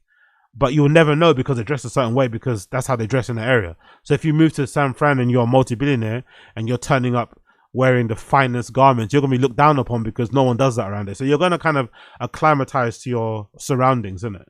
The best advice for a junior level financier, according to Tim Gunn, the natty fashion author and academic, read a room. It's just flagrantly obnoxious to overdress in a workplace situation, especially when you're a junior member, said Mr. Gunn, best known for being a clear-eyed mentor of the fashion design competition show Project Orient. Am I the only one that does the opposite? Like, I've always said, right, when I become a proper DJ and I'm playing in clubs and stuff, I'm gonna be wearing like actual outfits. Like, I might come through in a fucking suit, you know? I might come through in a fucking Hyder Ackerman Tom Ford design fucking suit, just for the fun of it. It doesn't really match my surroundings, but just so I'm not up there on stage, I'm not up there behind the booth in the same old t-shirt that everyone else wears, you know? Everyone's got the same fucking combo of the black t-shirt, whatever, the hoodie and stuff. I want to go there actually dressing. Put me in some Issei Miyake, put me in some fucking Yohji Yamamoto, some Junya Watanabe. Do you know what I mean? I'll be coming through in some actual bits just to kind of mix up a bit, you know? Might come through in some fucking, I don't know. Who I can't think of? Some Kiko Konstantinov, you know? Come through wearing some of that shit, like maybe come through in a Telfar sweatsuit or some shit from time to time, maybe a bit of Cortez here and there, just to mix up a little bit. I think that's what I'm on. I'm in that kind of vibe. It's kind of weird how they don't allow it in the finance anyway. It will beg the question to senior staff, why are you here? Why do you need to promote you? Why do you need to raise if you're flaunting things like that? A self-proclaimed menswear industry insider who goes by the username told X, the journal, that most of his younger male friends in finance stick with the under-the-radar brands like J. Crew, Lululemon for workwear. Ties are less prominent nowadays and so are suits. I doubt most banker bros even know the name brand Celine. If they do, they don't know that they make men's clothing. And that many of the friends on Wall Street follow the general belief that you shouldn't be better dressed than whoever you're meeting in the office. It's obvious that these outfits weren't pulled for these kids. You know what's funny? That's the thing that I said about Brendan Schaub. Brendan Schaub doesn't have a lifestyle or spending habits or like whatever based on his current station. He tries to live like a retired quarterback or something, right? Like a newly retired fucking quarterback, and you know, a legendary fucking fighter or something. That's how you kind of try and live. It's like, bro, live within your means. Like you're living too lavishly. Like you're not that guy. You're living too lavishly, and when it catches up to you, it's gonna be a fucking horrible shock to come back down to earth when you've been living a life where you've been driving certain type of cars, living in certain type of houses, and now suddenly you got one car to share between you and your wife. Do you know what I mean? I'd rather I don't know. Maybe it's just me. I'd much rather live within my means than try to push what I have, than try to fake it and then have to give it all away. You know, and then have to come back to ground zero. I wouldn't want that. Big up in the stream chat. Big up Richie. I think that's a correct. I saw a sea of blue t-shirts and half this around the finance district during the lunch hours. Big up Richie. Don Dota sucks that these guys were fired for wearing the stylist gave them. Exactly. Horrible, man. Yeah, but but to be fair, didn't happen to recently somewhere else. They're very touchy finance institution. Something else happened in media. I forgot what it was. Something else happened in media that was similar to this whole affair. I forgot what it was exactly. And those kids got fired too. So maybe it's not super personal. Maybe it's just the way they do business. You know what I mean? You can't talk about these type of things. You have to always keep it stum. Because I do remember there was another big story in finance where they fired all the kids as well who were featured in it. I forgot what it was. Maybe it's another article. Big up Don Dota. Yeah, but to be honest, they don't get paid that much to wear the clothes in the interview, especially with the Peter guy. He's accounting, not finance, not much lower pay. Okay, cool. Big up Don Dota. Well, yeah, before they take all the client's investment, spend it, better to hide the money. True. Big up Parakeet Tapes. We used to go see DJ back in the day, called the Music Maker, and he used to wear a suit. He used to wear a suit out of mirrors. So when the light shone, oh yeah, amazing. I love that. Like a real life human disco ball. They don't get paid that much to own the type of clothes they wore. Yeah, of course. I don't think anybody expected those clothes to be theirs. I just think it was a cool little article because it would inspire kids to want to get into finance too, you know, because of how they're dressed and shit. I think that's fucking cool. But this probably might be my favorite outfit. I think this is probably my favorite one. This kind of looks like 80s era Giorgio Armani, you know, the grey blazer, the fucking cream chinos, the tie, this might be my favorite look. This there might be my favorite look. This one and the other kid who's wearing the Tom Ford suit. That suit there's quite nice too as well there. But this particular outfit here, those colors, right? Those colors there, it's giving 80s, right? And then if you scroll down, this kid here, I think he looks the best as well. He looks fucking amazing in this pinstripe Tom Ford Hyder Ackerman design suit. He looks fucking great, and those glasses too. Killed it. Let's move on. Yo, big up Robert Johnson. One of my favorite clubs I've ever been to in my entire life. Legendary club out there in Frankfurt. One of the first clubs I went to outside of Berghain.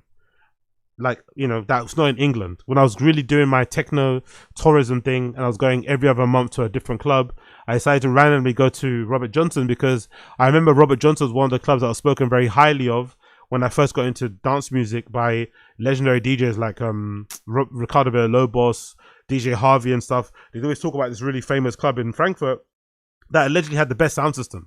Some guys even went as far as saying that Robert Johnson had a better sound system than fucking Berghain. But I didn't know much about Frankfurt. So I remember going to Robert Johnson for the first time ever in my life to go and see Gerd Jansen and somebody else play. And it was funny because I didn't research anything about Frankfurt before I went there. I wanted to be fucking exposed to new stuff when I went. So when I went there, it was such a mind fuck to get to Frankfurt and realize that Frankfurt is like the financial capital of Germany, right? It's like the Liverpool Street Station. It's like where all the finance banking institutions are. So you got the fucking juxtaposition of being in a city, in an area where most of the buildings are made out of glass and steel, all these financial institutions. Then it's also one of the poorest areas. There's loads of homeless and crack addicts, and there's also a massive strip full of whorehouses. So it's honestly one of the craziest cities in the world, Frankfurt. Really fucking weird. There's all these financial institutions. Then there's this really strange street that you kind of have to walk past to get to the club. That's just full of whorehouses. And these women and men, the bouncers shout at you over the street to come in. Like, hey, come in, hey, you black boy, hey, we got some people. You know what I mean? Like all that sort of shit, right? Then there's crazy crackheads all over the place, literally shooting up and stuff. And then as you walk a bit further down, you'll see some nice shops. And then in the distance, you see like a lake and a river. And then you'll see Robert Johnson. Like a little club. It's in a weird place. It's in a random city like Frankfurt. But it legitimately is one of the best clubs I've ever been to. Such a fucking fun vibe in there. Great sound system. And then the back of the DJ, there's like a big massive window. There's like a doors, these massive doors that you can open to the side that then kind of open out into the decking area that then overlooks the lake behind Robert Johnson. So in the mornings, or if you're there, you know, all night, heading into the morning, when the sun rises, you see the light kind of pouring in through that window. It's fucking gorgeous. But again, one of the nicest clubs I've been to. And it's nice too because it's usually white or the walls are usually colored different colors. So it's quite nice to be into a nightclub that isn't just like black or loads of exposed brick. Anyway, all of that being said, Robert Johnson recently did an upgrade of the artwork on their walls.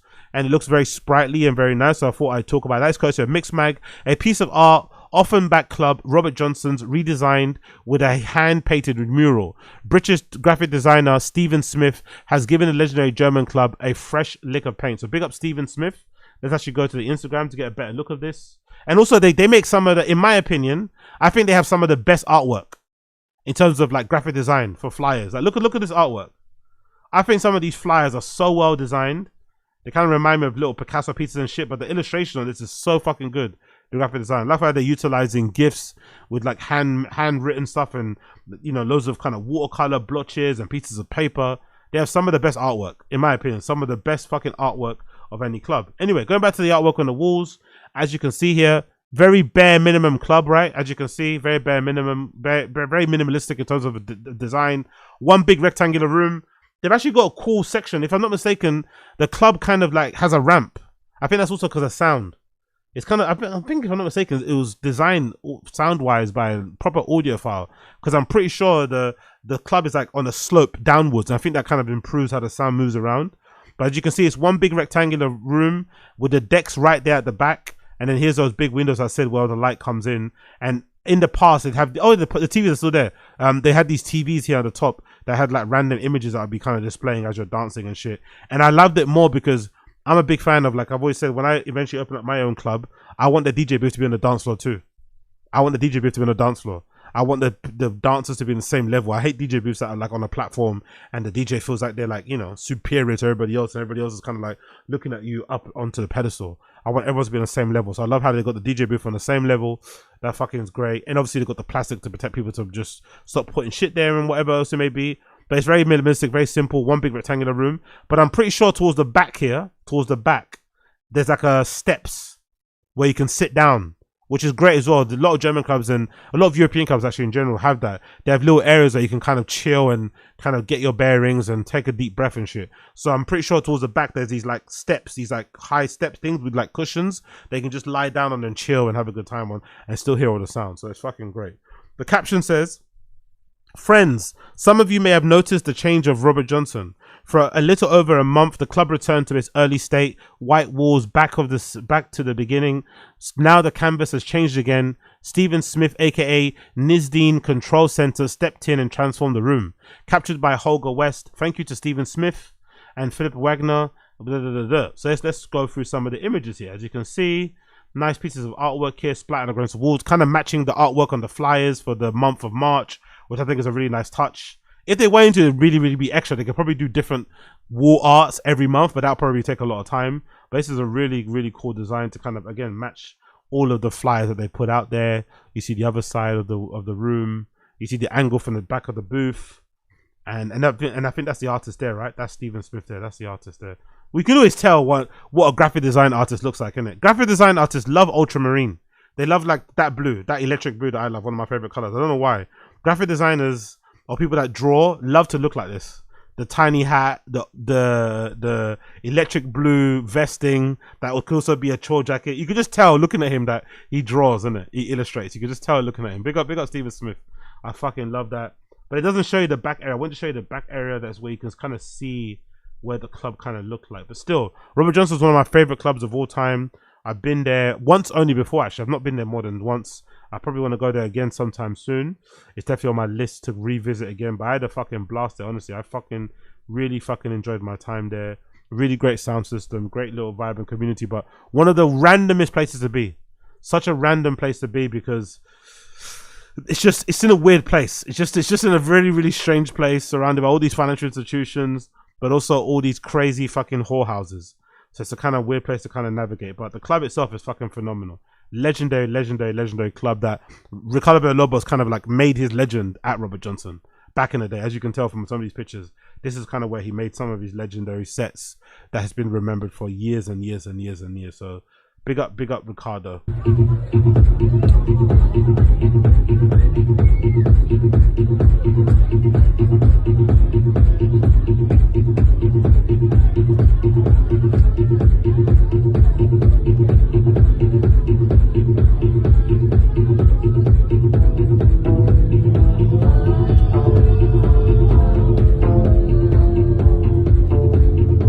Yeah, big up Ricardo Villalobos, man. Good times.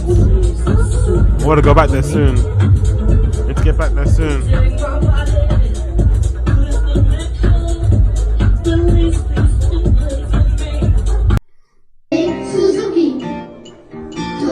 Yeah, love it. I need to get back there soon, but it's a really nice club. I think if there's one club I'd love to copy the design of, or do like my own twist on, it'd probably be Robert Johnson. I love the layout. It's very simple, very bare minimum. DJ booth, same ground level as everybody else. The screens obviously add a bit of dynamism. You can maybe make it one big LED or something, and then the back area. Very simple layout. Nothing too crazy. I love it. I really fucking love it. So big up Robert Johnson. Big up fucking Robert Johnson.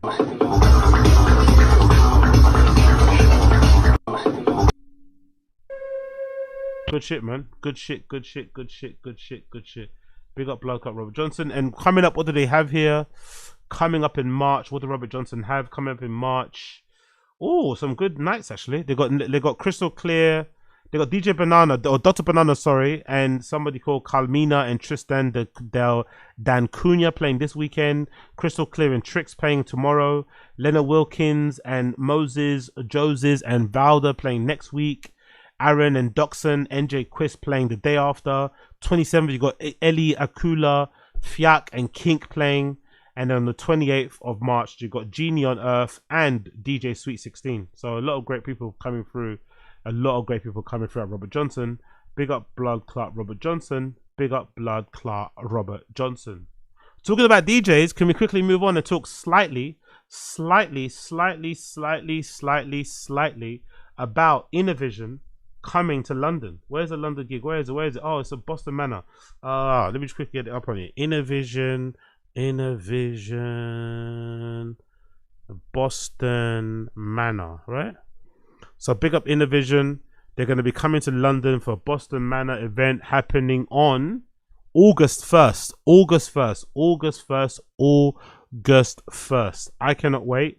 Looks like it's going to be a fucking vibe. As you can see here, INNERVISION London, Boston Manor, August 1st, starring Dixon, Howling, Ivory, Jamie, Julia Karma, Ryex, Samadeh Abdulheed, and Trix, and a few other people playing in Boston Manor. Boston Manor, if some of you guys know, is a location of Junction 2, one of our premier dance music festivals here in the UK. It's a really good location because it's under a motorway in West London, which is kind of like, it's under a motorway in West London in a park that's far away from residential areas. And I think the motorway or the overpass does a good job of like absorbing the acoustics, or maybe emphasis. I don't know what it does, but they're able to put the sound up really high. That's what I really love about it. So it's a fucking bitch to get to. Junction 2 is a bitch to get to because I live in East London, and Junction 2 is like west. So it's like a train that goes from my area all the way through there. It's fucking brutal. But once you get there, it's fucking fun. One of the best festivals I've been to. Really did enjoy it. And the INNERVISION are now going to use that spot to do their own night, which is quite cool because I've seen Dixon play at Junction 2. So he probably enjoyed that space and wants to do his own night there. So they're going to do an INNERVISION London showcase happening then. No arm though. Interesting that there's no arm. There's no arm on there. There's no Jamie Jones. Not Jamie Jones. What's his name? Fucking not Jamie Jones. What's the guy's fucking name again? I forgot. Why is he leaving my head now? INNERVISION. Well, what am I doing now? I completely forgot his fucking name. He was in my head just a second ago. I don't know why I forgot his name straight away. There's no what's his fucking name? Mixed race guy. That's in INNERVISION. No arm. No him. I don't know why the name escapes me, but you know what I'm talking about. If you're here, you know who I'm talking about. But big up fucking Dixon. And also, just learning here, courtesy of his Instagram, Dixon's growing a mustache. Dixon's out here changing his style slightly. No more clean shaven Dixon. He's growing facial hair. Dixon's growing some facial hair. You gotta love fucking Dixon. Big up my guy Dixon. Big up my guy Dixon. Legendary DJ. Looking fucking amazing, by the way. One of the best dressed DJs out there, I think, as well. Hands down, I think Dixon might be one of the best dressed DJs out there. Love that he doesn't always wear white. That's it. Jimmy Jules. That's the one. Jimmy Jules. Big up. That's it. Jimmy Jules. Jimmy Jules is in on the list. Love that he doesn't always wear black. Sorry.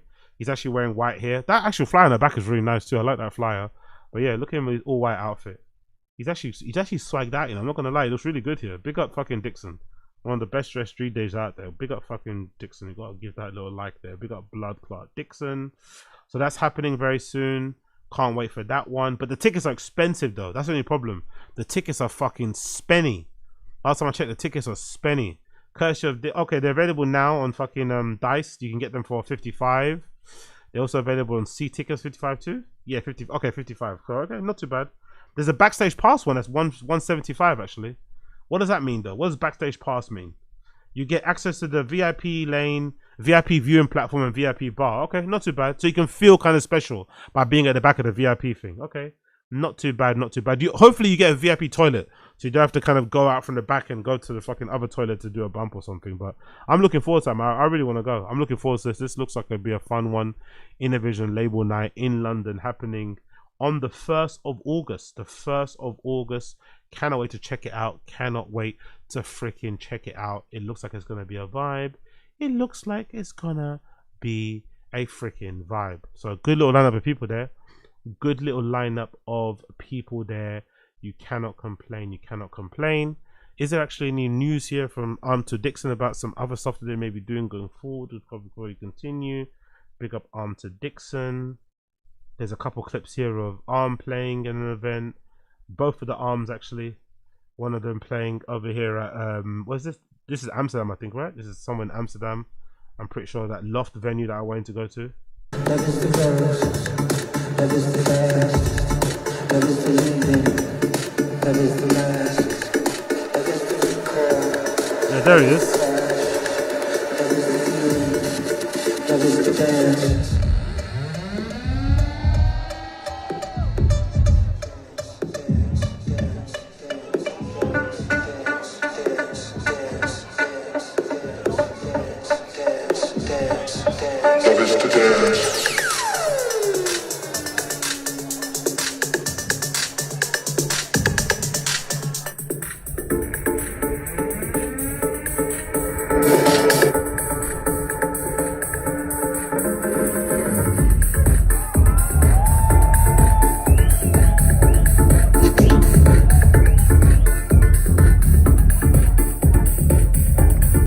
love it, love it, love it, love it, love it. So yeah, I can't wait to see them. Can't wait to see them soon. Innervision times. Can't wait to see these guys performing very soon. This is Dixon. Actually, when is Dixon playing next? Actually, in general, when is he playing next in general? Let's check out his RA. When is he playing next in general? Because might want to see him perform soon. Is he coming anywhere around England before the August? I doubt it, right? March. So this weekend he's in Lisbon. Then he's going to Japan. Shit, Portugal to Japan is brutal, isn't it? Yo, being a DJ is no joke, isn't it? He's playing a gig in Portugal, then flying straight to Japan. Then take a week off the next week. Then he's back in Switzerland, then France, then Mexico, then Istanbul, Ibiza. Circa Loca opening is on 27th. Oh, this looks brilliant. Circa Loca opening night, DC 10, Monday 27th of April.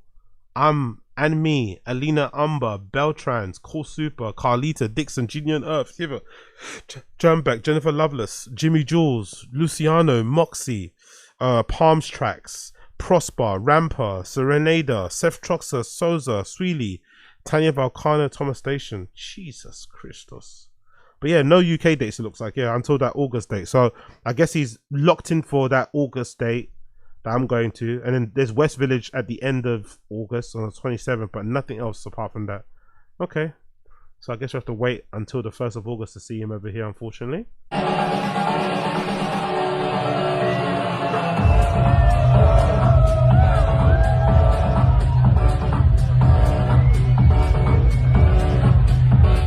Yeah, I went here. Was it last year I went here? 2024? Really good, man. Really good venue. This now. Some really fucking good venue, lo-fi.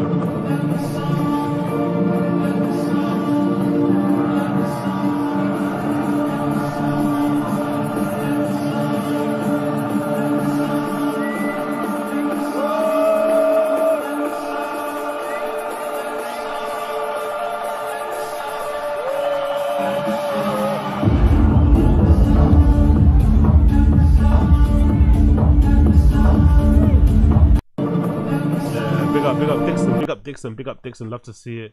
Can't wait to go there, And then of course there's also Adam Port, who's playing in Prince Charles, right? Big up Adam Port, playing tonight in Prince Charles, one of my favorite venues actually in Berlin. I think it was one of the places I went to first ever time I went there. Maybe one of my first experiences there, which might be one of the reasons why I like it so much. I think I went to like a boiler room there. I'm pretty sure I went to a boiler room in Prince Charles. Really cool venue. It kind of looks, is it like a swimming pool? I forgot what the style. It's a really strange style. It's got like a bar that's like a circular. Let me see if I can get it. It's a really strange location. What is it meant to be?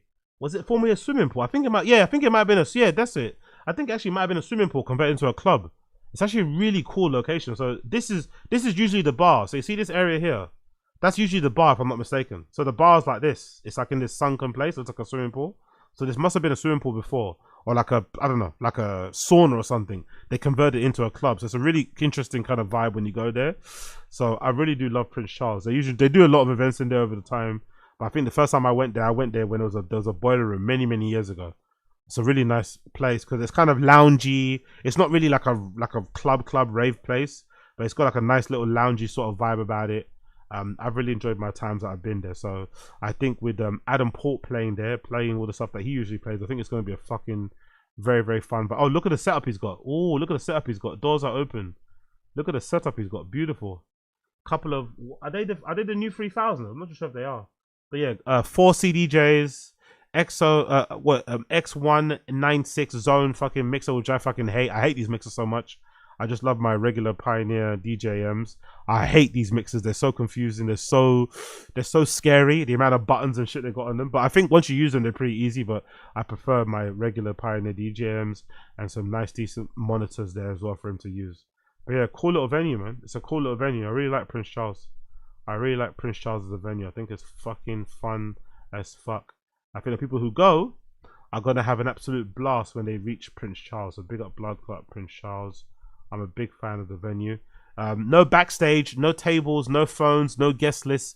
Playtime is 8 p.m. till 2 a.m. I think that's funny, especially in a place like Berlin where there's like no backstage, no phone, no table, no phone. Because I guess even though Kind of Music are an intrinsically German, mostly Berlin-based collective, they're very international. So they've played in a lot of places where backstages and tables are very important, also as much as phones, which has kind of been one of their negative parts of their rise over the years. Have been all these videos of people watching them play, and it's just a sea of fucking phones. It's not their fault because they're very successful and famous, but you know, they've kind of attracted a bit of a normie crowd. So I guess from time to time, if they can put on a little intimate event, you know, they're gonna try and take it back to its roots. And I guess that's the best way you can do it. You can kind of get away with telling your fans who are used to sticking their phone in front of your face and record you to not pull out their phones because they're in Berlin. You know, but you couldn't probably get away with it in Ibiza. Ibiza, everyone's gonna take their phone out and record shit because it's fucking Ibiza. But you can't do it in Berlin because everyone understands, you know, how that vibe is and shit. So yeah, that's it there. As you see there, March 14th, he's gonna be playing there. I guess it's all him by himself, right? I wonder if he booked it himself. That'd be pretty good, because that's something I would like to do more going forward. Especially once I start like earning some more cheddar. Just like putting on events where I can just play myself, do you know what I mean? The entire night or some shit. Set the mood and be okay with like just financing it just for a chance to play somewhere. I think that'd be quite cool. I wonder if he did. If he did, that's pretty fucking cool. It's not just a night that, you know, but I'm pretty sure that's like a fan. I don't know what Fam is. Maybe that's a collaborator, but I think he might have just did it himself. That's pretty cool. I'm not mad at that. I'm not mad at that. So if you're in the area and you want to shake your booty somewhere, I'm sure you know what to do anyway, but do check it out. I do implore you. Next, and before we move on to the fashion stuff as well, regarding the clubbing shit, we got this news courtesy of Mixmag regarding London's first ever drug checking services to open in Hackney and Camden. This is very necessary. Harm reduction is very important, especially in a place like London, where unfortunately, because of the nature where we are geographically, I've always said, I think in general, we sometimes get some of the worst stuff here because of, you know, usually the things when they come and they get illegally imported into the UK, they usually come in through ports, and most of our better ports where that stuff comes in are usually up north. So it's usually places like Scotland. It might be somewhere like even as far as Ireland, but it'll be places like, you know, Newcastle, Liverpool and shit. That's where stuff will come into. So if you live in those areas, I'm sure people who live up north would say they get far better quality stuff, adult vitamins, and probably cheaper than what we get down here. But by the time it passes through to customs, whatever, it gets split up and shit, and it gets boshed and then sent down to London. So a lot of the stuff by the time it reaches us is already kind of bashed up and shit to kind of maximize profits. But then obviously it's not the most healthiest for the, or not, it's probably the most dangerous in terms of taking and shit. So it's really important in London, more so than any place in the UK, to really get your stuff tested and make sure that what you're taking is what you're taking and not some other shit.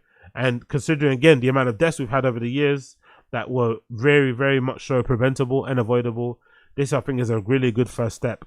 And I hope people take advantage of it, because people sometimes can be a bit shy and a bit closed off about what they do. But I think if this service exists to help people understand what's actually in their stuff, I think it'll actually be a benefit for everybody. So I really do like this initiative. Courtesy of The Loop, it says, courtesy of Mixmag, London's first ever drug checking services are set to launch in Hackney and Camden. The news was announced Monday through drug charity The Loop, who first introduced drug checking services in the UK in 2016, calling the latest edition a major step forward. Loop drug checking services will open in both Hackney and Camden and will be fully funded by the respective councils and supported by the Metropolitan Police. The Loop promises to provide health check advice, rapid analysis of substances, and information on local drug market trends, which will then be shared with communities in the area.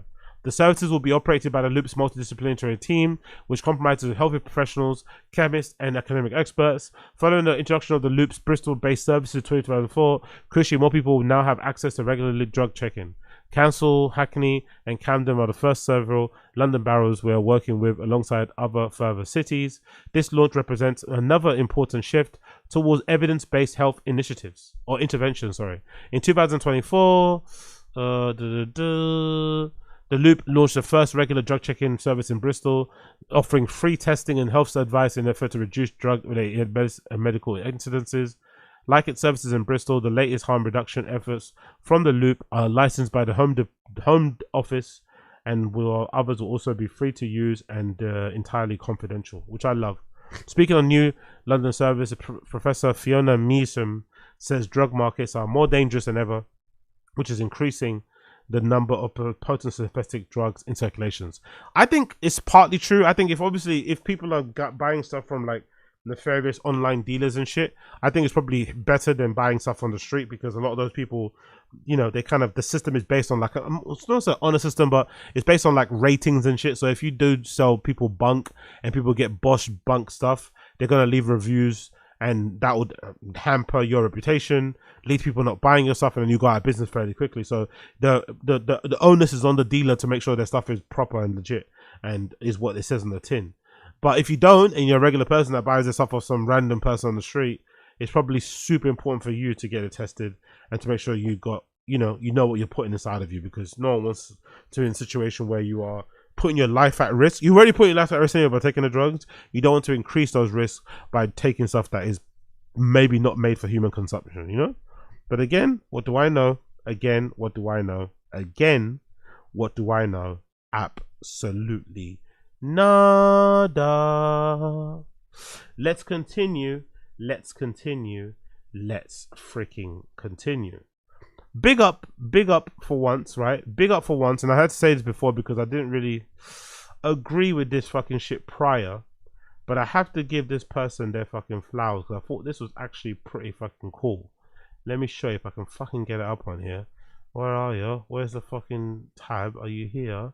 If I can find a tab somewhere where I spoke slightly about... Yeah, there we go. Big up A AP Bari. Big up A AP Bari. Big up Young Lord. I initially said when I first saw his shoes, the name of them is pretty horrible. They're called Various Zero. They're called Various Zero. I don't know why that's the name of the shoe brand. I don't know why it's called Various. I don't know why it's called Various Zero. But regardless, A AP Bari, also known as Young Lord, founding member of ASAP Mob, has launched his own shoe brand, his own footwear brand, his own sneaker called the Various Zero. And the first models I saw him wear were pretty terrible. Maybe it's the way that he rocks them. Maybe it's the color. I saw a neon one that he wore that wasn't too great. I saw one that was covered in fur completely. Maybe kind of, you know, a flip on some Miu Miu shit he wore back in the day that I didn't also like. But I've seen a recent pair that Steph Curry of all people was wearing, because Steph Curry's like a free agent now, right?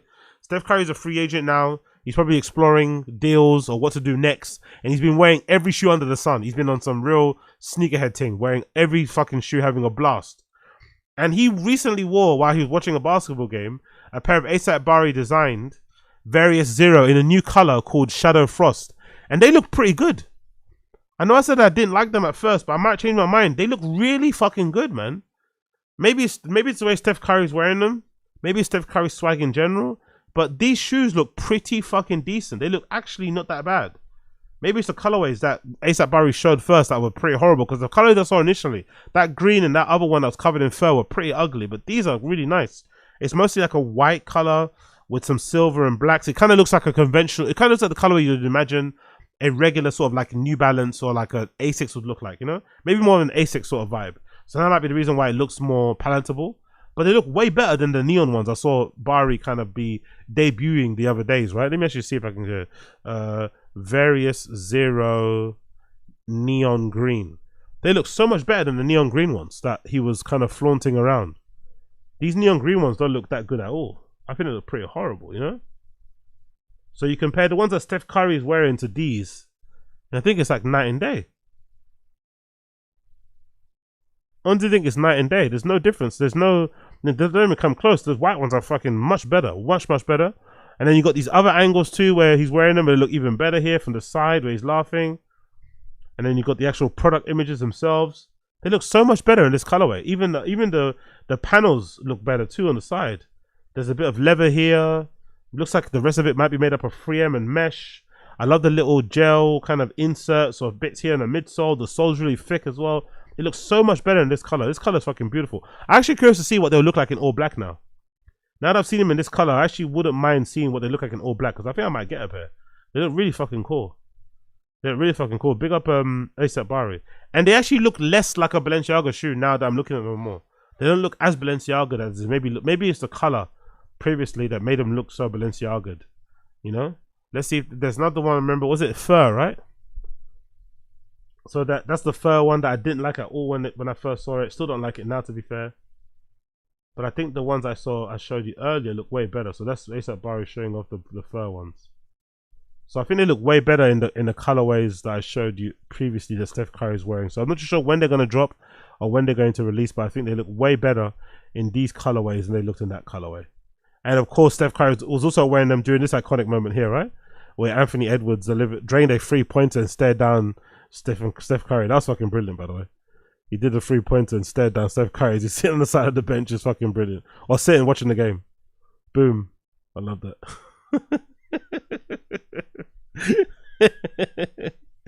I fucking love it. I fucking love it. I fucking love it. So big up Steph Curry.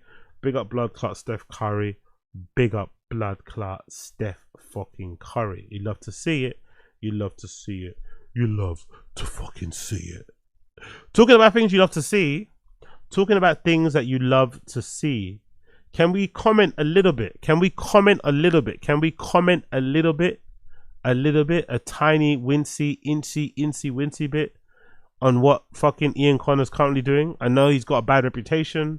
I know some people don't like to hear it, but I think you have to give man his flowers when the flowers are necessary to give, especially just from a purely design aspect side of things, because I think these hiking sneakers are kind of hard. I've already said when they first dropped, I really wanted the yellow ones. I saw the 424 ones, the collaboration with 424. They look extremely hard.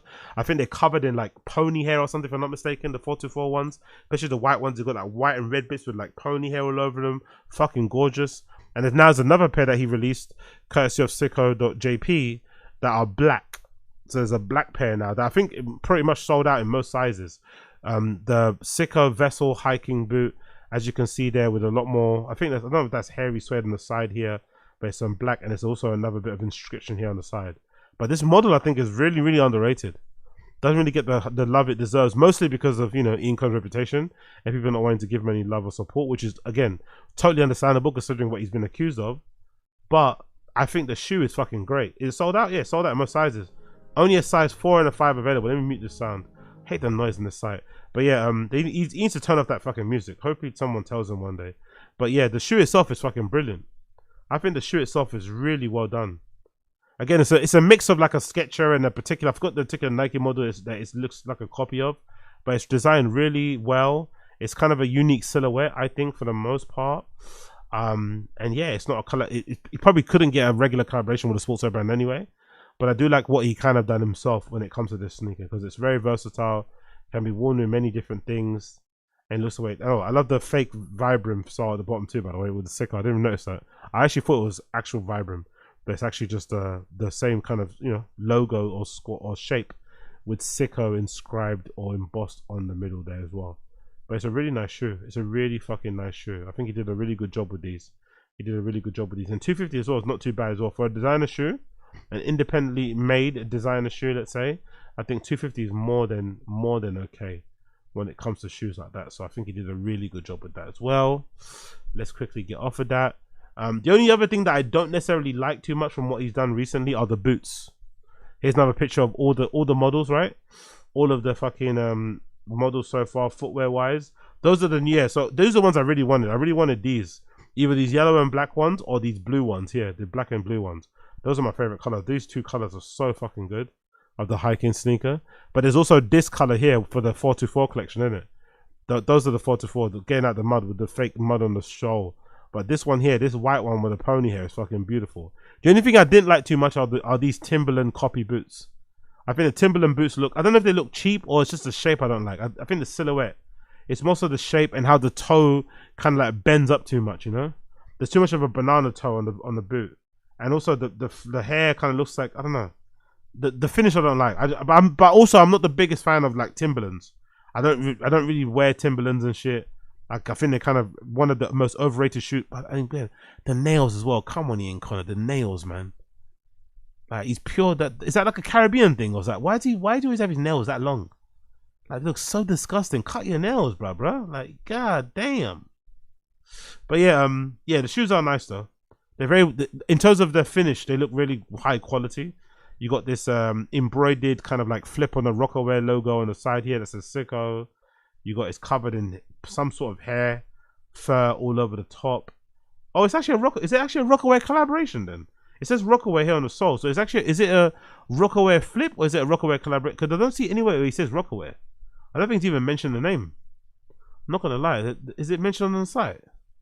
I'm pretty sure it doesn't. Does it say Rockaway on the shoe?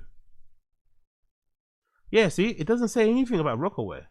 So why has it got Rockaway on the fucking sole? Sickerwear 6-inch outdoor boots. Rugs brown pony hair. Lace boots made up of genuine pony hair upper, leather trim and leather laces, finished with padded collar, Sickerwear logo detailing. So, but it's got Rockaway on the sock. So, why does it say Rockaway on the fucking outsole? Oh, it says Sickerwear, not Rockaway. My bad. I'm a fucking idiot. It doesn't say Rockaway. It says Sickerwear. Okay, I'm an absolute idiot. So, okay, that's why. But they do look really cool. They look okay, but I just don't like that toe box. That toe area here, I don't like. It pimps up too much, you know? It points up way too much. This toe box area, not for me. This needs to go in the bin. This needs to be flattened or something. I don't like that area whatsoever. But apart from that, another really solid design. He killed it on those. And there's a video of them being put together as well. That's pretty kind of cool. In the factory.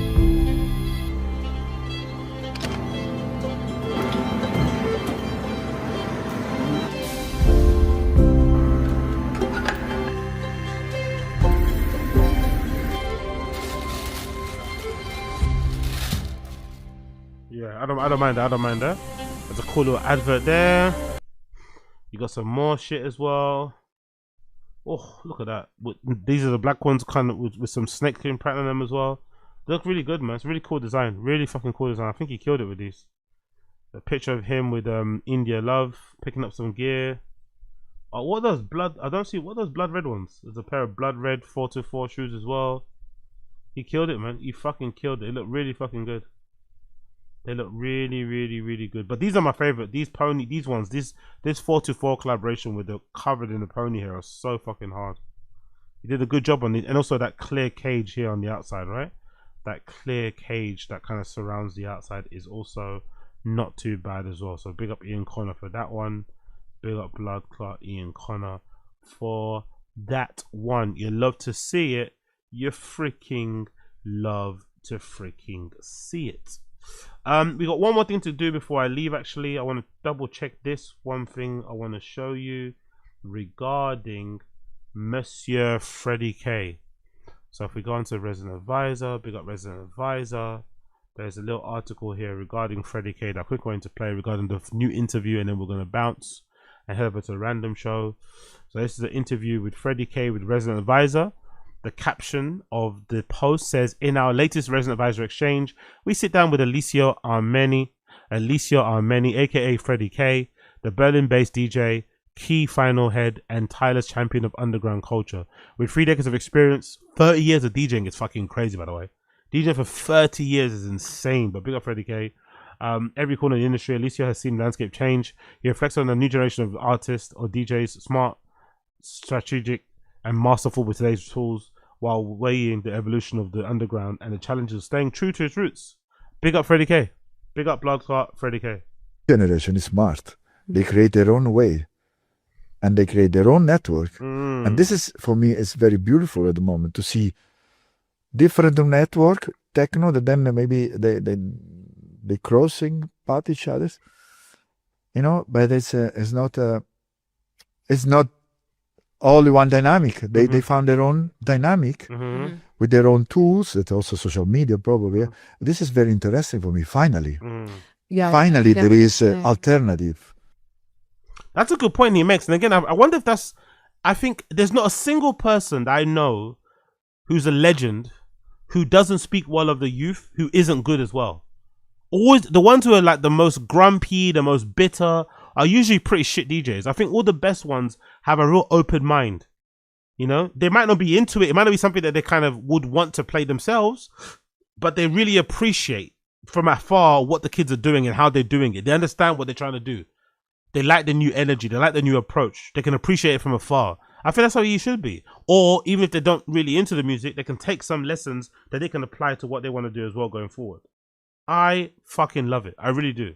So big up fucking Freddy K for that perspective. He's actually playing soon, actually. He's doing a fucking back-to-back set at the Cause with D Dan, if I'm not mistaken. Yeah, it's at the Cause D Dan all day, if I'm not mistaken. from 1 p.m. till 6 a.m. That'll be a fucking barnstormer. I'm not too sure if they're gonna go back to back or if someone's gonna play, you know, first half. If they're gonna split it in halves or something, I'm not too sure. Like in like 6-hour sets or 4-hour sets, but regardless, it's gonna be fucking incredible. The blurb says key vinyl founder, sorry, Freddy K and Mala Junta resident D-Dan joined forces to create a 17-hour summer party at the Cause on June 13th, starting outside under the sun before moving through the indoors. Absolutely barnstorming. It'll be a fucking great one, that one. I'm really looking forward to that one. I'm really fucking looking forward to that one. Should be a vibe. Because the Cause is also one of our better venues in London. The Cause is also one of our better venues in London. So big up Blood Clot Freddy K. Square piece of paper, and I thought nothing of it. I put it on my tongue, and it dissolved. Welcome to acid.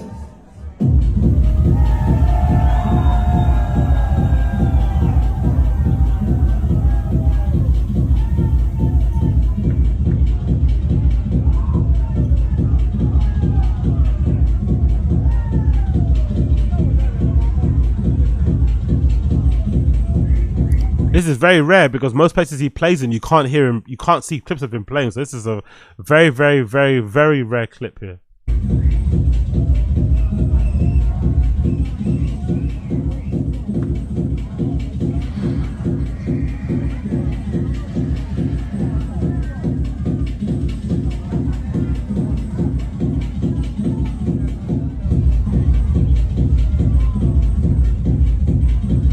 So cool.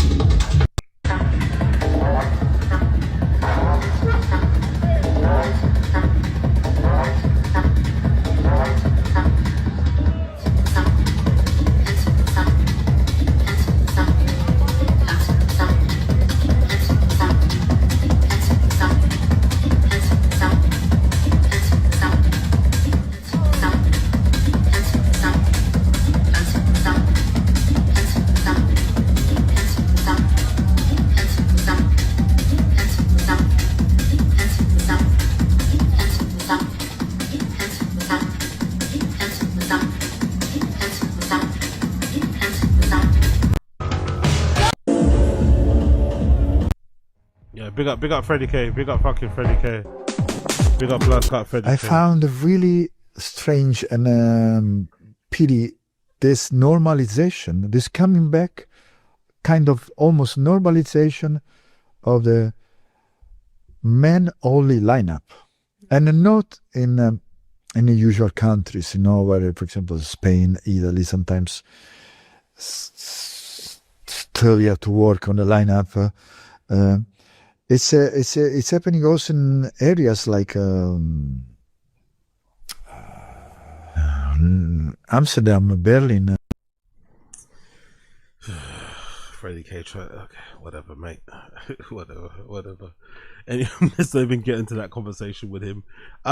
Let's check it out. So when's he coming back to the UK? Man like Freddie K. He's playing in Glasgow, 26th of April. Anytime else apart from that? He's an Up Close Festival in Amsterdam on the 16th of May. He's playing the Hague Festival, Awakenings in July. Okay. Not going to be in London anytime soon, it feels like. Not going out. So if I want to see him, I've got to see him on the road. On the fucking roads. Okay, no problem. Well, last thing before we end, and head over to the random show is I wanted to quickly talk about the Virgil Abloh Alaskas. I know I've been speaking about this forever. I know it's been an ongoing thing, but I really fucking want these pairs of shoes, and I'm hoping I can attend one of these Virgil Abloh Archive World Fairs that's happening sometime within the next couple of days, I think, in London. I think it's on the current world tour. I can't wait to go to the next one very soon. But there is a Virgil Abloh Archives event happening, and I really can't wait to go. And a lot of people are getting a pair of the Alaskas as we speak. So the World Series program is happening at the moment. It's going to be kicking off in Los Angeles. It already kicked off. It's taking place in Hong Kong, New York, London, Paris, and Tokyo. As you can see there from the screenshots there. World Fair. They're going to be able to sell books. I think they're selling the what you call it? The manual is going to be available there to purchase, a reader, sorry, and a few other bits and bobs as well, if I'm not mistaken. So I'm really looking forward to that when that eventually happens. And there's some other clips as well of like Virgil and Benji B from back in the day hanging out and shit.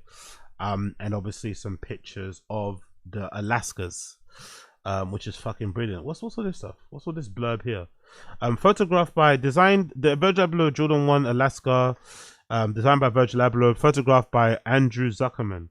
A manifesto, the kind of object that reveals the values or philosophies of its maker. V believed in the objects that reveal the principles of the construction, the foreground, everything that share the codes.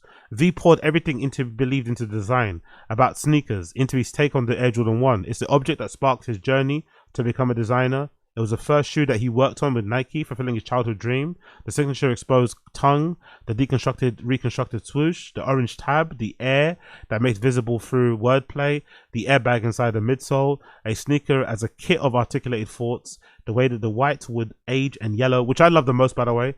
I love how the whites on the leather out on the outside stay white, and then the foam, which is white usually, turns yellow. And then you also get this outsole as well. That's the midsole, sorry, that's also kind of semi-stained. That also turns yellow too. It gives it such a nice color balance. You kind of get all these different kind of hues of yellow popping up all over the place. When Virgil Abloh Archive approached Andrew Zuckerman to photograph Air Jordan 1s, Andrew asked a perfect question. What is the singular photo of this object? What is the photo of this object that in 400 years will represent Virgil for prosperity? These images attempt to capture the essence of V through the objects he made. One of Virgil's best traits is that he never left any part himself behind. Sneakers were his childhood love, his adolescence fascination, and no matter the heights that he ascended to, no matter the new forms of art and design he mastered, his reverence for sneakers and the community remained at the forefront. His Air Jordan 1s are a testament to how genuine his love for this culture was. Virgil Abloh Archive's mission is to keep V's idea, work, and memory alive. It's an honor to share the Air Jordan 1 Alaska with the world. Thank you for celebrating him with us. Yeah, beautiful. Beautiful images. Beautiful images. Look at that shoe. Again, he killed it with these, man. Legendary models. Legendary 10 models. Absolutely fucking killed it.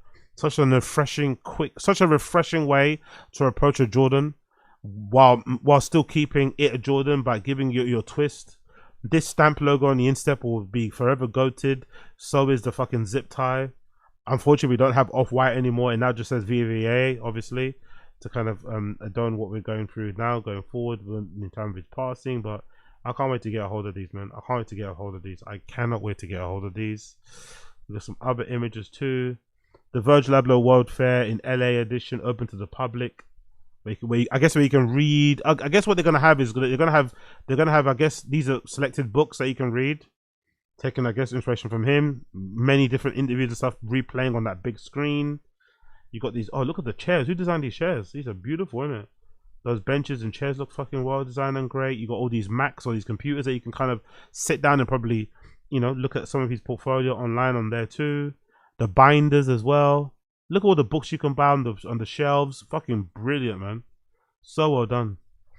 That's where all the hard work came into it, and all this stuff that has been put into it. Like, it's fucking beautiful, man. It's actually incredible. All the work that he did, I was able to be, again, put in books and stuff that still people resonate with. I don't have these actually. I need to get one of these books. I don't really have these. I don't have any of these. I don't have artwork and I don't have this. Something's off. I need to get both of these books actually. I don't actually have them in my collection. I need to get them too soon. But we got the Virgil Abloh Archive, man. They're doing a great job. They're doing a great fucking job of honoring his legacy. Look at everybody there sitting down on the computers. That's fucking brilliant. Going through all of his materials and shit.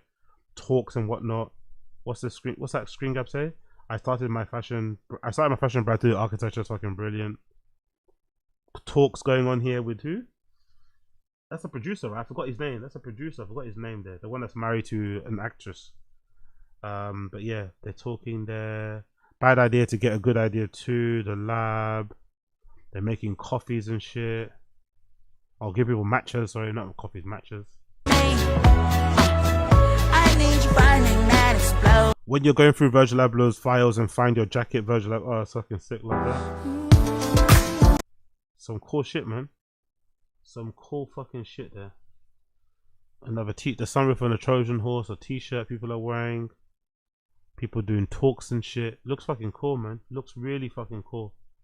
What a great way to honor somebody's legacy, man. These in-person meetings, people get to sit down and conversate and fellowship together, remember his memory. I think it's fucking brilliant. Really fucking well done, man. Can't wait to get a pair of this stuff myself. And then again, to end it, we've got this really great tribute here from Benji B. Big up Benji B. Really great little tribute from Benji B. He got his pair of Alaskas and he decided to give us this little bit of info, this little bit of lore regarding his actual personal pair of Alaskas that he first got fresh off the runway. Really great little story behind them. And these ones, literally the ones, are the original ones. The first time we ever saw this shoe was in the Off-White show. And after the show, I went backstage and Virgil said to me, "What size are you?" I was like, UK 10, US 11. And he called the model over and made him take the shoes off his feet, wrote runway on the side, and gifted me them in this box. And these are the original runway. So the cool. runway ones, so cool. Runway Air. Mm-hmm. These are the levels. So cool, man. So fucking cool. And these ones, so fucking cool. Really fucking cool. What an artifact to have in it. It's still got the Off-White on there, see? Off-White for Nike, Air Jordan, both, like, so fucking cool. So we probably won't ever get that again in it, like a freeway collab. Somebody having their own fashion brand collaborating with Louis Vuitton and Nike. Probably will never happen again, but these are so fucking well done. And just the signature too. The signature too is fucking great. I think when I get mine, I probably might copy this and put this on the instep as an honor of the legacy. Do you know what I mean? That would be so cool to put there. But even the signature on the insole, such a great little nod as well, because they made people wear their shoes. I like that aspect because people wanted to show off their shoe with the Virgil signature on it, so they wore them. Do you know? I think that was a really clever touch. But big up the Virgil Abloh archive. A AP Virgil Abloh. Can't wait to get my Alaskas when they eventually drop. Can't wait to get my Alaskas when they eventually drop. Okay, ladies and gentlemen, it's been an honor. It's been a blessing. It's been a good time. Thank you for tuning in. I'm going to leave you my song of the day. If you're listening to this via the stream chat, you'll hear my song of the day. If you listen to this via the website, no, stream chat. If you listen to this via the fucking Kick and stuff, you'll hear my song of the day. My song of the day will be courtesy of N.E.R.D, actually, in honor of Chad Hugo, hopefully getting back his fucking money and, you know, getting his name put on the credits. I'm going to play one of my favorite N.E.R.D songs, which is going to be called Lapdance. This might be the first N.E.R.D music video I saw on TV, actually. This might be the first music video I saw on TV of N.E.R.D. I'm going to play Lapdance as my song of the day. N.E.R.D Lapdance. If you know, you know. Everybody else, you won't be able to hear it or see it. You'll be able to only hear it and see it if you're listening to the audio side of things, or you're watching this via Kick or on the Twitter streams and shit. Everybody else, I'll see you guys on the random show in about 15 minutes, right? 15 minutes, about 1 a.m. I'll start the random show. But for everybody else, take care. Been a blessing. The song playing underneath my voice, if you listen to the audio side of things, will be N.E.R.D Lapdance. Everybody else, take care. Peace.